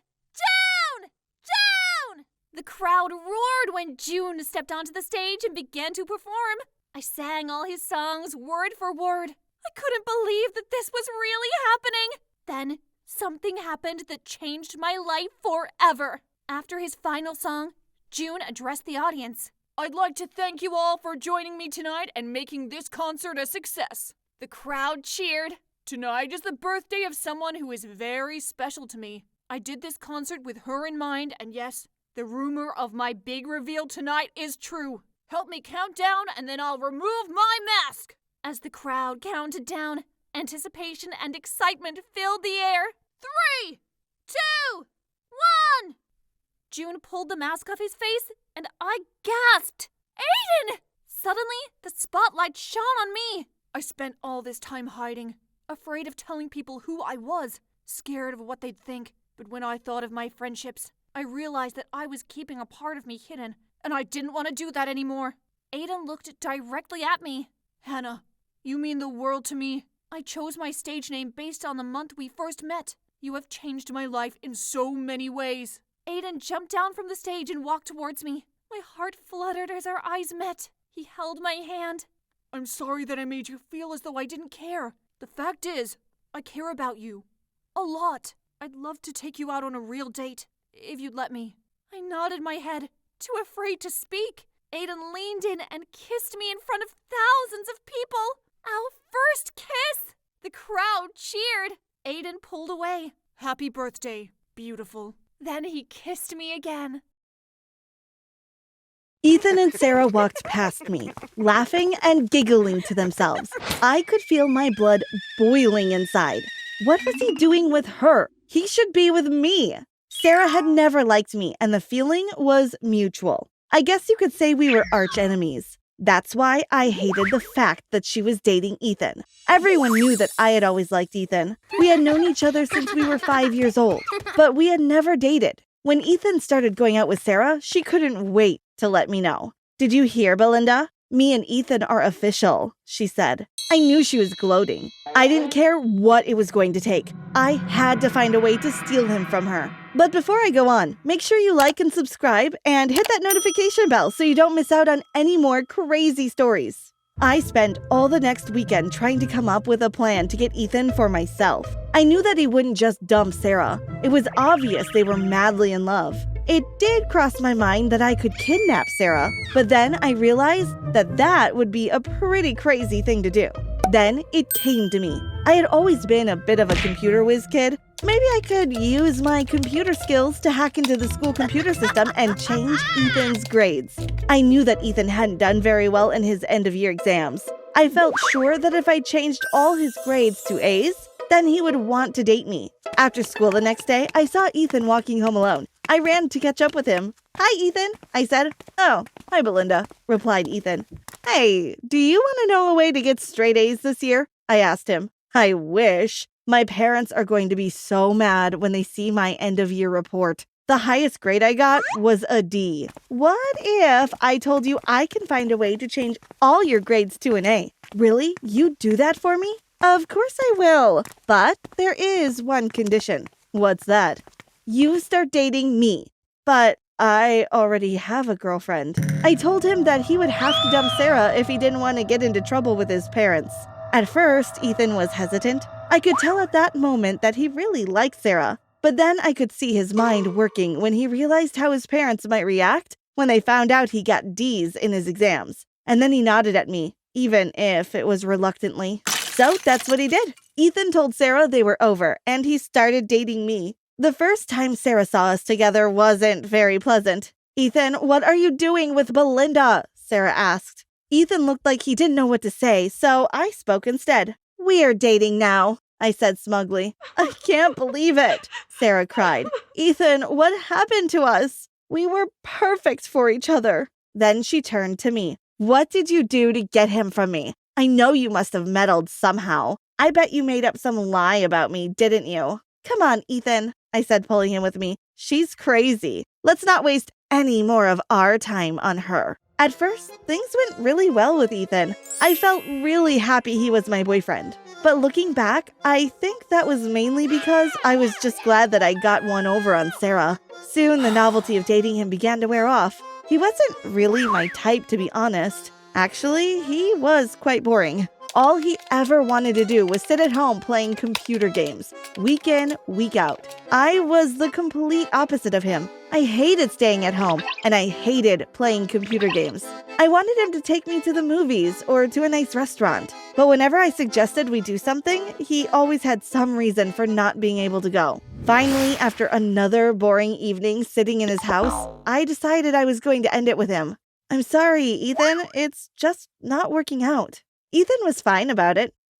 "Let's just agree to be friends," he said. "Of course," I said. "Oh, but make sure you don't tell anyone that I changed your grades, or I will change them back again. But this time, I will make them worse than before. I won't tell anyone, I promise." The next time I saw a boy I liked, I didn't bother wasting my time flirting with him. I just got straight to the point. I offered to change his grades if he dated me, but I soon got bored with him and moved on to the next boy. I dated boy after boy. None of them lasted very long, though. It was too easy to just get another boy when I got bored. I could get any boy I wanted. One thing did surprise me, though. Ethan ended up getting back with Sarah. When I first found out they were dating, I started panicking. What if he tells Sarah what I've done for him? I thought.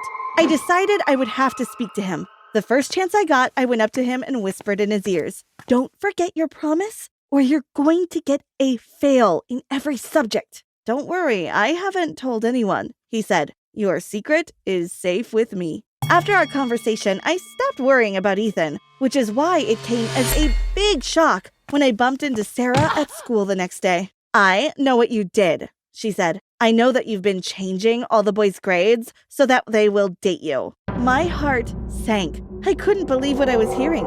I can't believe Ethan told you, I said. He promised me he wouldn't say anything. What? Sarah said. No, it wasn't Ethan that told me. Well, if it wasn't him, who was it then? It was Mrs. Walker, the school secretary? Yup. Why would she tell you? Because she's my auntie. I listened in shock as Sarah told me that her auntie had noticed that some of the boys' grades were a lot higher than she remembered them getting. She had gone to the principal and told him what she had found. The principal searched the computer history to see who had accessed the system. He then traced the IP address and found out that it had come from a computer located at my home address. Once I knew you had changed the grades, I put 2 and 2 together and realized how you had got Ethan and all the other boys to date you, she said. I couldn't believe that I had been caught. Oh my God, the principal is going to tell my parents and I'll probably get expelled. I thought, they're going to be so angry with me. I knew there was nothing else for it. I was going to have to find a way to blackmail the principal, so he didn't tell my parents what I had done. When I got home, I went straight to my room and switched on my computer. I began to investigate the principal. I was hoping I might find an embarrassing photo or something like that. The last thing I imagined I would find was that he was actually a wanted criminal.